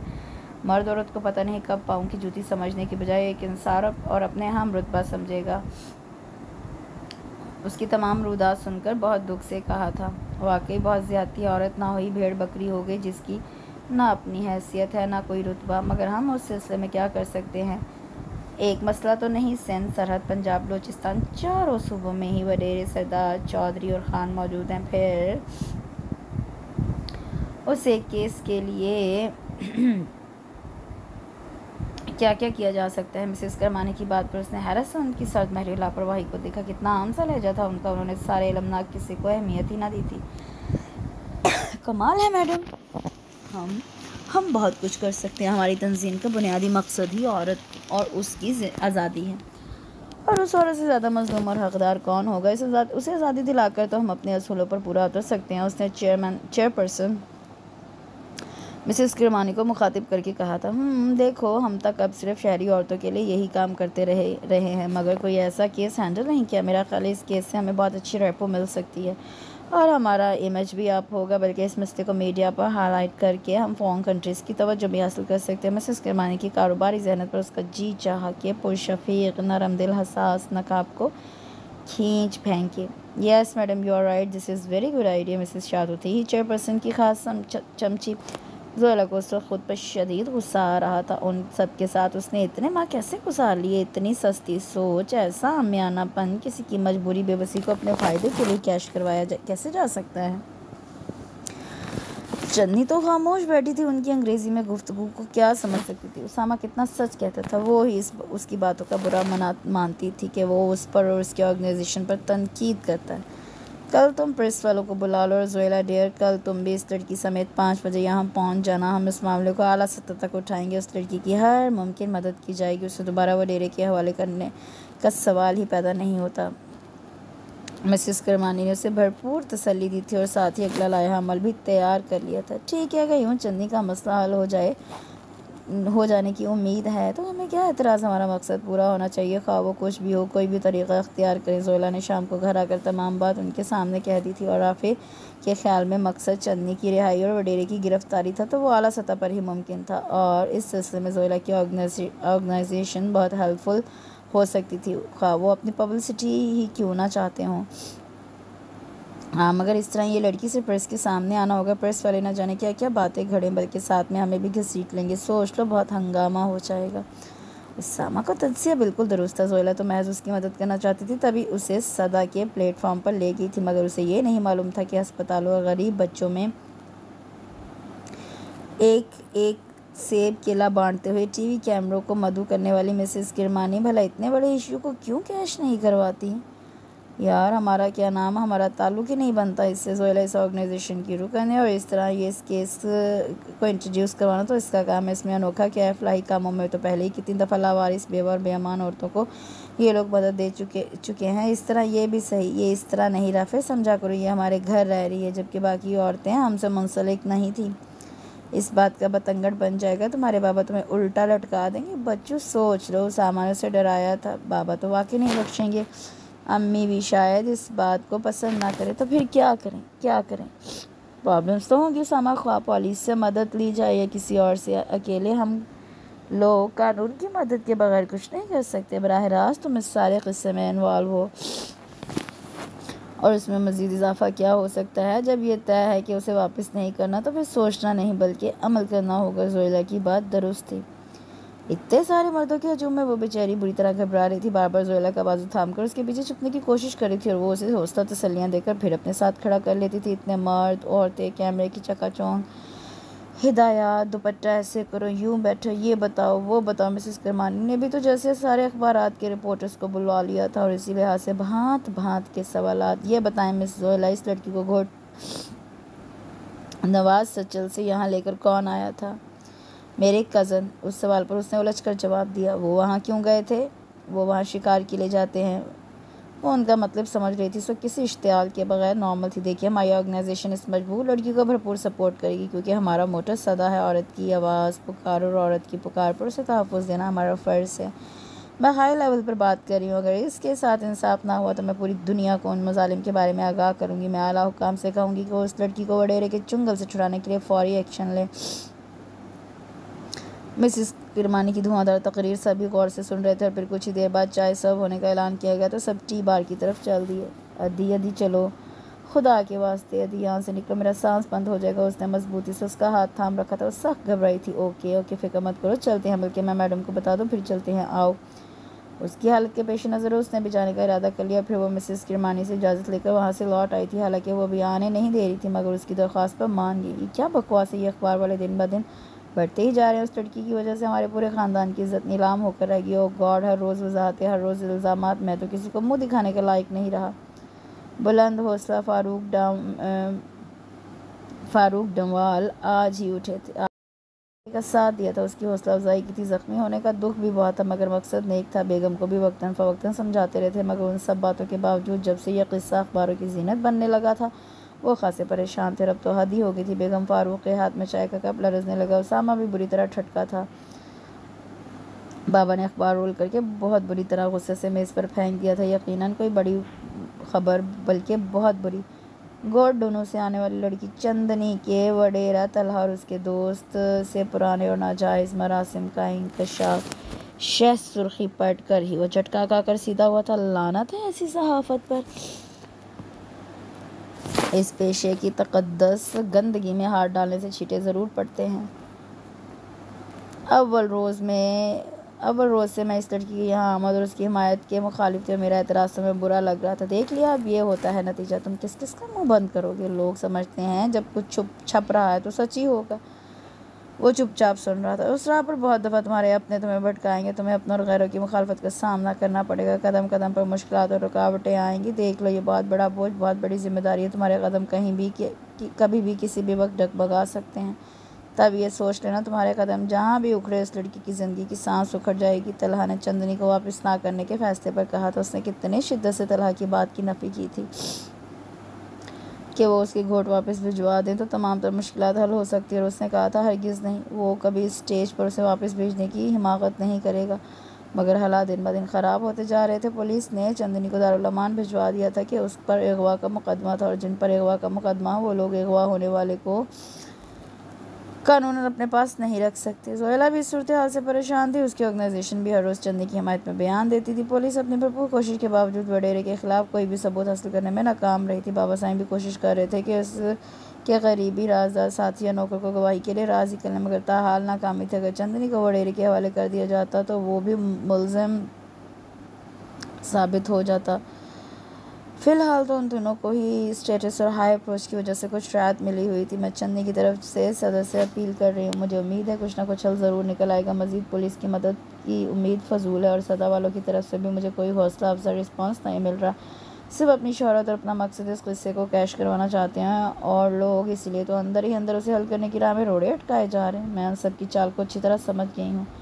एक ही सांस में वो यूं बोले गई थी कि चेहरा सुर्ख हो गया। उसामा खामोशी से उसे यहाँ से वहाँ टहलते और बोलते सुन रहा था। आराम से बैठ जाओ जोएला, तुम जिस बात को अब समझी हो वो मुझे बहुत पहले से ही मालूम हो गई थी, मगर तुमने हमेशा मेरी बातों को तनकीद और मुखालफत समझा। खैर, अब तुमने खुद मुशाहिदा कर लिया है ना, यह अच्छी बात है। मुझे तुम्हारी अपील वाली बात अच्छी लगी, उस पर गौर किया जा सकता है। हाँ, यही मैंने सोचा है। अखबारात में अपील शाया करवा देती हूँ, उसके बाद उनसे जाकर मिल लूँगी। जोएला और वो काफ़ी देर तक उस मौजू पर गुफ्तगू करते रहे थे। राफ़े भी उसके हक़ में था। उन लोगों ने सलाह मशवरे के बाद अगले रोज़ अखबार के दफ्तर में चंदनी के नाम से अपील शाया करवा दी थी। अब तो तमाम तर उम्मीदें उसी अपील से वाबस्ता थीं। मामा सो गई क्या? उसामा ने जोएला से पूछा। हाँ, गोली दे दी है, 3-4 घंटे सोएंगी, तुम फिक्र मत करो, उसने तसल्ली दी। पता नहीं क्यों मामा, मगर वो भी माँ है, क्या करें, परेशान हो जाती हैं। उसामा फिक्रमंद था। जोएला उसे देखकर सोच रही थी, क्या वाकई दुनिया में अभी नेक लोगों का वजूद है जो नेकी में जान की बाजी लगा कर भी परवाह नहीं करते। ना इश्क का मामला था, ना सगे रिश्ते का, महज इंसानियत। और आज की दुनिया में भी ऐसे इंसान थे जो इंसानियत बचाना और निभाना जानते थे। शायद दुनिया उन्हीं की वजह से कायम थी। वो तुम चन्नी से मिलने यही थी? हाँ, गई थी। कल बहुत परेशान है। दारुल अमान का माहौल, तौबा तौबा, बेचारी से ऐसे ऐसे सवालात पूछे जाते हैं कि घबरा कर रोने लग जाती है। अखबार वाले कमबख्त वहाँ भी उसका पीछा नहीं छोड़ रहे।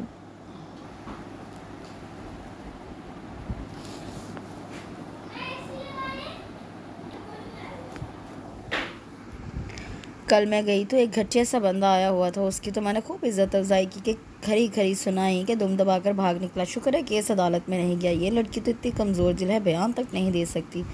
हाँ जोएला, मगर अब और कितना इंतज़ार होगा। हाँ, मैं भी अब यही सोच रही थी कि अगर जल्द कोई रिज़ल्ट ना निकला तो एक और अपील छुपवा देती हूँ। अब मज़ीद ताख़ीर नुकसानदेह है। तलहा के बाबा साईं भी कह रहे थे कि वो 1-2 बंदे ऐसे दे सकते हैं जो ना सिर्फ गवाही देंगे बल्कि वडेरे के ख़िलाफ़ सबूत भी मुहैया कर सकते हैं। देख लो, कल तक और इंतज़ार कर देते हैं, परसों एक और अपील तमाम अखबारात में छपवा देते हैं। वैसे ही ह्यूमन राइट्स वाले भी अब तो इस केस में दिलचस्पी ले रहे हैं। लगता है मसला हल हो जाएगा। तलहा बता रहा था कि वो लोग उसके बाबा से भी मिले थे और अब चंदनी से भी मिलना चाहते हैं। हमारा केस मज़ीद मजबूत हो सकता है। उसामा खासा पुरुमीद था। हाँ, मैं भी कल उन लोगों से मिलूंगी। मसला सिर्फ चंदनी नहीं, उसे यूँ हम आसानी से छुड़ा लेंगे। वडेरा उसे कभी भी हासिल नहीं कर सकता। मसला तो वो खुद है। बुराई की जड़ उस जैसी न जाने कितनी चंदनियाँ उसकी जेल नुमा हवेली में होंगी और कितनी मज़ीद हो सकती हैं। हमें तो उसे ही कुचलना है ताकि आइंदा से ये घिनौना अमल ही ना हो सके। मेरा भी यही इरादा है कि वडेरे को सज़ा दिलवाई जाए, और उसके लिए हमें चंदनी के बयान की ज़रूरत होगी। तो मुझे समझा देना कि वो सामने डरे ना और खुलकर सब कुछ बता दे। डोंट वरी, मैं उसे समझा चुकी हूँ सब। वो वैसे भी बहुत ज़हीन है। अगर यहाँ किसी स्कूल कॉलेज में होती यकीनन टॉप करती।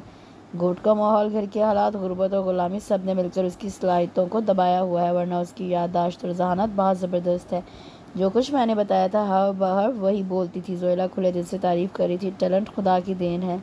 महल हो या झोंपड़ी, उसके यहाँ तकसीम की तफरीक नहीं है। बिल्कुल ठीक कहा तुमने। अच्छा भाई, अब मैं चलूँ। और हाँ, अंकल को तुम फ़ोन करोगे या मैं कर देता हूँ? वो कुछ ना कुछ करेंगे, वरना डॉक्टर शाह को घर बुला लेंगे। कमाल करते हो, वो पूरा अस्पताल तो साथ लाने से रहे हो जाएगा। डोंट वरी, बाबा से बात करता हूँ, कोई हल तो निकलेगा ही। ओके, मुझे बता देना और दुआ करना अल्लाह हमारा साथ दे। अल्लाह हमेशा हक़ और सच्चाई का साथ देता है, अब भी देगा। हमें इस सिलसिले में कतई कोई फ़िक्र नहीं है। पूरी तरह मैं मुतमईन हूँ। वो मुस्कुराकर कह रहा था। उसके हर अंदाज से हकीकी इत्मीनान और सुकून झलक रहा था, और उस यकीन का सदका था कि वो अपनी बेगुनाही साबित करने में कामयाब हो गए थे। एक तवील और सब्र आज़मा वक्त गुजारने के बाद वडेरे शाहनवाज के खिलाफ मुकम्मल सबूत मुहैया हो चुके थे। निजी जेल में बंद हज़ारों औरतों ने रो रो कर उसके मजालिम बयान किए थे। पूरा घोट उसके खिलाफ उठ खड़ा हुआ था। जो लोग कल तक उसके खौफ से ज़बान बंद किए हुए थे, आज उसके खिलाफ खुलकर बोल रहे थे कि अब उन्हें ये खौफ नहीं था वो उनकी ज़बानें कटवा देगा या गला। वडेरे ने 4 शादियां कर रखी थी। उसके 2 जवान बेटे और 1 बेटी थी। तीनों ने बाप के मामले में चुप साध ली थी। शायद उनकी माँओं के दुख उनके कदमों की रुकावट बन गए थे। इस फैसले ने उन लोगों को की ज़िंदगी को दोबारा एतबार दिया था। ये 1.5 माह जिस करब अजियत में गुजरा था, वही जानते थे किस कदर लोगों ने उन्हें बुरा भला कहा था। उन्हें तो अपनी इज्जत पर लगा ये दाग मिटाने का मौका मिल गया था। लोगों की बातें, रिश्तेदारों के ताने, दोस्तों की बेतनाइयाँ, बहुत से तजर्बे हुए थे। ज़ोयला बेइंतहा खुश थी। उसामा ने एक नेक मकसद के लिए कुर्बानी दी थी, और उसकी यह कुर्बानी रायगा नहीं गई थी। वो तो बहुत से दूसरे अफराद का भी निजात दहिंदा बन गया था। चंदनी के बाबा और अम्मा के मिलाप का सीन बेहद जज्बाती था। वो धुआंधार रो रहे थे। वो उसामा के बेहद शुक्रगुजार थे जिसने उनकी बेटी की इज्जत और जान बचाई। वो अखबार जो कल तक उसके किरदार पर कीचड़ उछाल रहे थे, आज उसके इस फेल पर तारीफ़ों के पुल बांध रहे थे, कॉलम लिखे जा रहे थे। वडेरा शाही के बज़ालिम निजी जेल का क़याम और गरीब आवाम का इस्तेहसाल सभी उनके ख़िलाफ़ थे। उन अफ़ाल का कला कमा चाहते थे। मामा बाबा कितने खुश थे। उनका बेटा तो हीरो बन गया था। इतना नेक और गैरतमंद बेटा जो सर्कल तक लोगों के तानों और गालियों से झुके हुए थे और फ़ख्र से तने हुए थे। वो सब उसामा के यहाँ जमा थे। बहुत अरसे बाद हकीकी खुशी और सच्ची हंसी ने होंठों को छुआ था। दिल मुतमईन थे। कल चंदनी गोट जा रही है, ज़ोयला ने सबको मतला किया था। हैं क्यों? राफ़े ने जिस तरह यकदम चौंक कर यह सवाल किया था, सबको ही हैरत हुई थी। उसामा ने उसे घेरा। क्यों भाई? वो अपने वालिदैन के साथ अपने घर जा रही है। जी बंदे हो तो। उसका बाबा तो आज ही जा रहा था, आंटी ने रोक लिया। वो चंदनी के लिए कपड़े ख़रीदना चाह रही थी, सो आज वो बाज़ार गए हैं। कल सुबह ये लोग चले जाएंगे। और पता है, चंदनी का बाबा कह रहा था कि मैं जाते ही उसकी शादी कर दूंगा। क्यों? राफ़े का चेहरा देखने वाला था। अब सब ने जो उसे घूरना शुरू किया तो वो घबरा गया। पहले तू बताइए क्यों कर रहा है? तलहा ने खासे कड़े लहजे में पूछा था। मैं ऐसे ही। दरअसल इतनी जल्दी शादी कैसे हो सकती है उसकी? अभी तो वो इतने क्राइसिस से गुजरी है। ओहो, बड़ा ख्याल आ रहा है बेचारी का। क्राइसिस? उसामा ने उसकी नकल उतारी। यार, ये लोग तो बहुत कम उम्र में ही शादी कर देते हैं, फिर इतने हंगामे के बाद तो उसका बाबा कभी भी उसे घर में नहीं रखेगा, फ़ौरन सर से बला टालेगा। तलहा को रसूम और रवाजों का बेहतर इल्म था। राफ़े किसी गहरी सोच में गर्क था। इसे क्या हुआ? खैरियत तो है? उसामा ने हैरत से तलहा से पूछा। मुझे चंदनी से, मैं उससे शादी करूँगा। राफ़े ने रुक कर क्या ही दिया था, और तीनों की ज़ोरदार क्या से उछल पड़े थे। मगर तुम तो उसके बहुत सख्त मुखालिफ थे। उसामा ने उसे घूरा तो वो सर खुजाने लगा। हाँ था, मगर अब नहीं। उसके लफ्ज़ों में खुला इकरार था पसंदीदगी का। ओहो, तीनों ने बैक वक्त ज़ोर से नारा मारा। मगर वो तुमसे शादी नहीं करेगी। ज़ोयला की बात पर वो परेशान हो उठा था। क्यों? क्योंकि वो तुमसे बहुत डरती है। तुमने ही तो उसे सबसे ज़्यादा डांट डपट की है। अरे अच्छी बहन तुम हो ना, इसलिए तो तुम्हें बता रहा हूँ। तुम उसके बाबा से बात करो, उसे राज़ी करो, प्लीज़। राफ़े का अंदाज़ बता रहा था कि वो सच्चा भी है और ख्वाहिशमंद भी। मगर यार, तू तो कहता है कि मोहब्बत शादी के बाद करूँगा। फिर अब तलहा ने उसे याद दिलाया। मोहब्बत हमसे शादी से पहले हो गई है, मगर मैं शादी भी उसी से करूँगा और किसी से नहीं, कभी नहीं। अम्मा से पूछा है बेटा? बाबा तो तुम्हारा भुरकस निकाल देंगे, उसामा ने डराया। उसके बाबा कारोबारी जहन के बंदे थे। नफ़ा और नुकसान हर बात में देखना, और इकलौते राफ़े के हवाले से तो सारा नुकसान पूरा करने के लिए तैयार थे कि 3 बेटियों की शादी धूमधाम से करके वापसी पर उतना ही माल लेने के ख्वाह। अम्मी से पूछ चुका हूँ, चन्नी के साथ कुछ दिन रह चुकी हैं। उसकी सादगी, मोहब्बत और सादतमंदी को बहुत पसंद करती हैं। अगरचे उसे बहू के रूप में देखने को तैयार न थी, मगर मेरी ज़िद के आगे उन्हें हार मानना होगी। मुझे उम्मीद है वो मान जाएंगी। रही बाबा, तो तीनों आपाओं को फ़ोन करके सूरत हाल बता दिया। वो बाबा वाला महाज संभाल लेंगी। बल्ले यार, हम किस मुसीबत में गिरफ्तार थे और ये क्या क्या मनसूबाबंदियाँ कर रहा था। तुम तो बहुत तेज़ निकले यार, हमें बताया भी नहीं। दोस्तों से पर्दा, बड़ा अफसोस हुआ। राफ़े उसामा ने अच्छा खासा शर्मिंदा कर दिया था। लेकिन मुझे डर लगता है तुम्हारी आदत बहुत जल्द बदगुमान हो जाने वाली है। सोच लो राफे एक बार फिर अच्छी तरह। उसामा उसे समझता था, सो साफ साफ कह दिया, सोच लिया है, बहुत सोचा है। और जहाँ तक बदगुमान होने की बात है, मगर कोशिश करूँगा कि अपनी उस आदत पर काबू पा सकूँ। कोशिश? कमाल करते हैं राफे भाई, हम तो दोस्त हैं, बचपन से जानते हैं आपको, मगर वो लड़की तो नहीं जानती आपके बारे में। अगर आपने उस पर अपनी बदगुमानी जाहिर करना शुरू कर दी कि उसके हालात भी ऐसे थे, तो वो बेचारी जीते जी मर जाएगी। जोएला ने अफसोस से उसे देख कर कहा, नहीं जोएला, ऐसा नहीं होगा। इसी सूरत हाल से बचाने के लिए तो मैं शादी कर रहा हूँ। इंशाल्लाह ऐसा नहीं होगा, राफे ने बेहद खलूस से कहा था। उसके लहजे में सच्चाई थी और बदल जाने का ज़ौम भी। ओके, तुम वादा करो तो हम भी तुम्हारी मुलाकात करवा देते हैं चंदनी से। तलहा ने मौका गनीमत जाना था, वरना वादे वईद वो बहुत करता था, मगर अपनी बदगुमा फितरत को बदल नहीं सकता था। सोच कर बोलना राफे, इस दफ़ा वादा करना होगा। उसामा चीखा, वादा? राफे ने कुछ देर बाद सच्चाई से कहा तो वो तीनों मैंने खजी से हंस पड़े। फिर जोएला ने उसे थोड़ी देर बाद आकर बताया कि वो चंदनी से मिल ले, तो वो शर्मा सा गया। उन तीनों को कहा खासा छटपाड़ किस्म का था। साईं आप? अस्सलाम वालेकुम साईं। जो ही वो मुड़ी थी, राफे को सामने देखकर बुरी तरह ठटकी थी।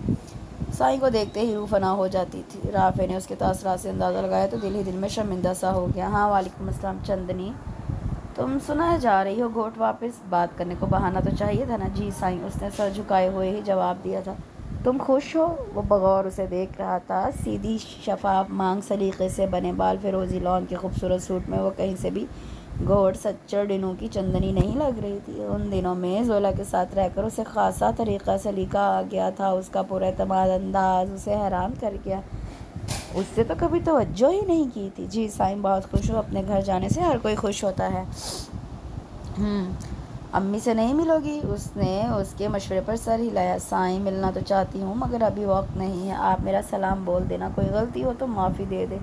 मुझे आपने अपने घर में रखा, पनाह दी, आप लोगों की बहुत बहुत मेहरबानी। वो बदसतूर सर झुकाए बोल रही थी।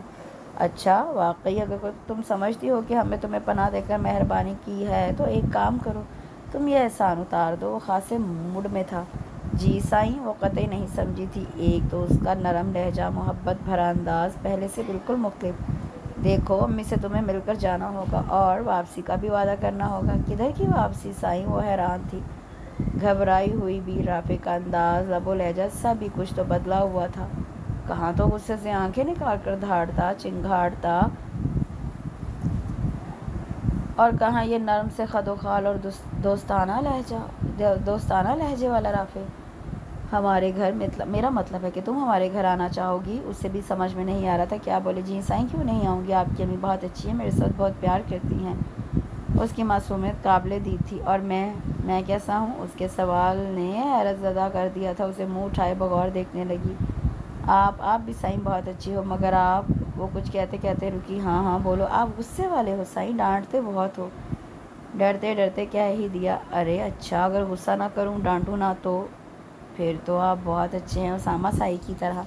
वो एकदम ठटका था। उसामा साई में तुम्हें अच्छे लगते हैं? उसने बगौर उसे देखा। जी साईं, वो बहुत अच्छे हैं ना, उन्होंने मेरी वजह से गोली खा ली, मगर कभी मुझे नहीं जताया, न ताना दिया कि तेरी वजह से ये सब हुआ। इतना अजीम ऊंचा बंदा तो कोई होता है ना साईं।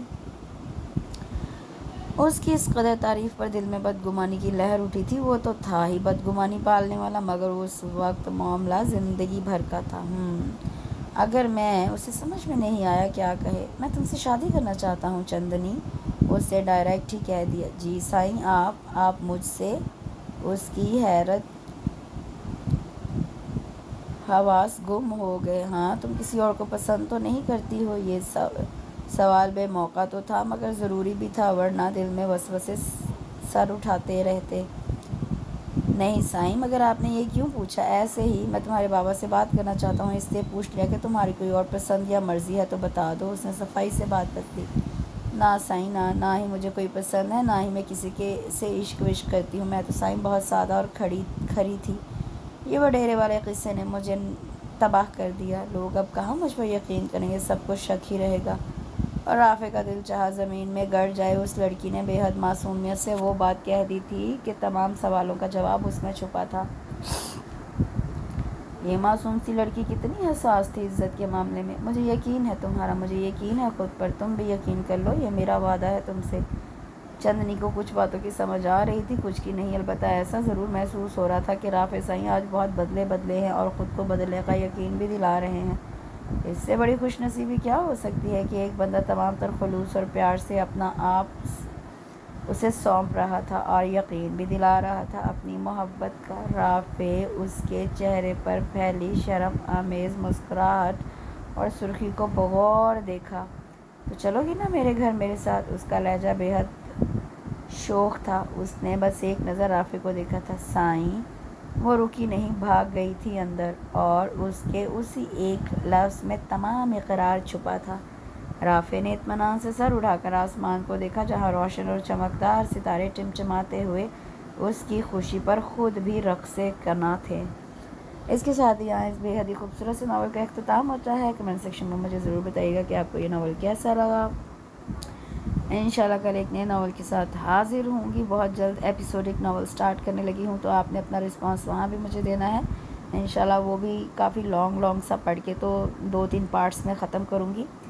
तो जनाब अपना बहुत सा ख्याल रखें, दुआ में याद रखें। अल्लाह हाफ़िज़।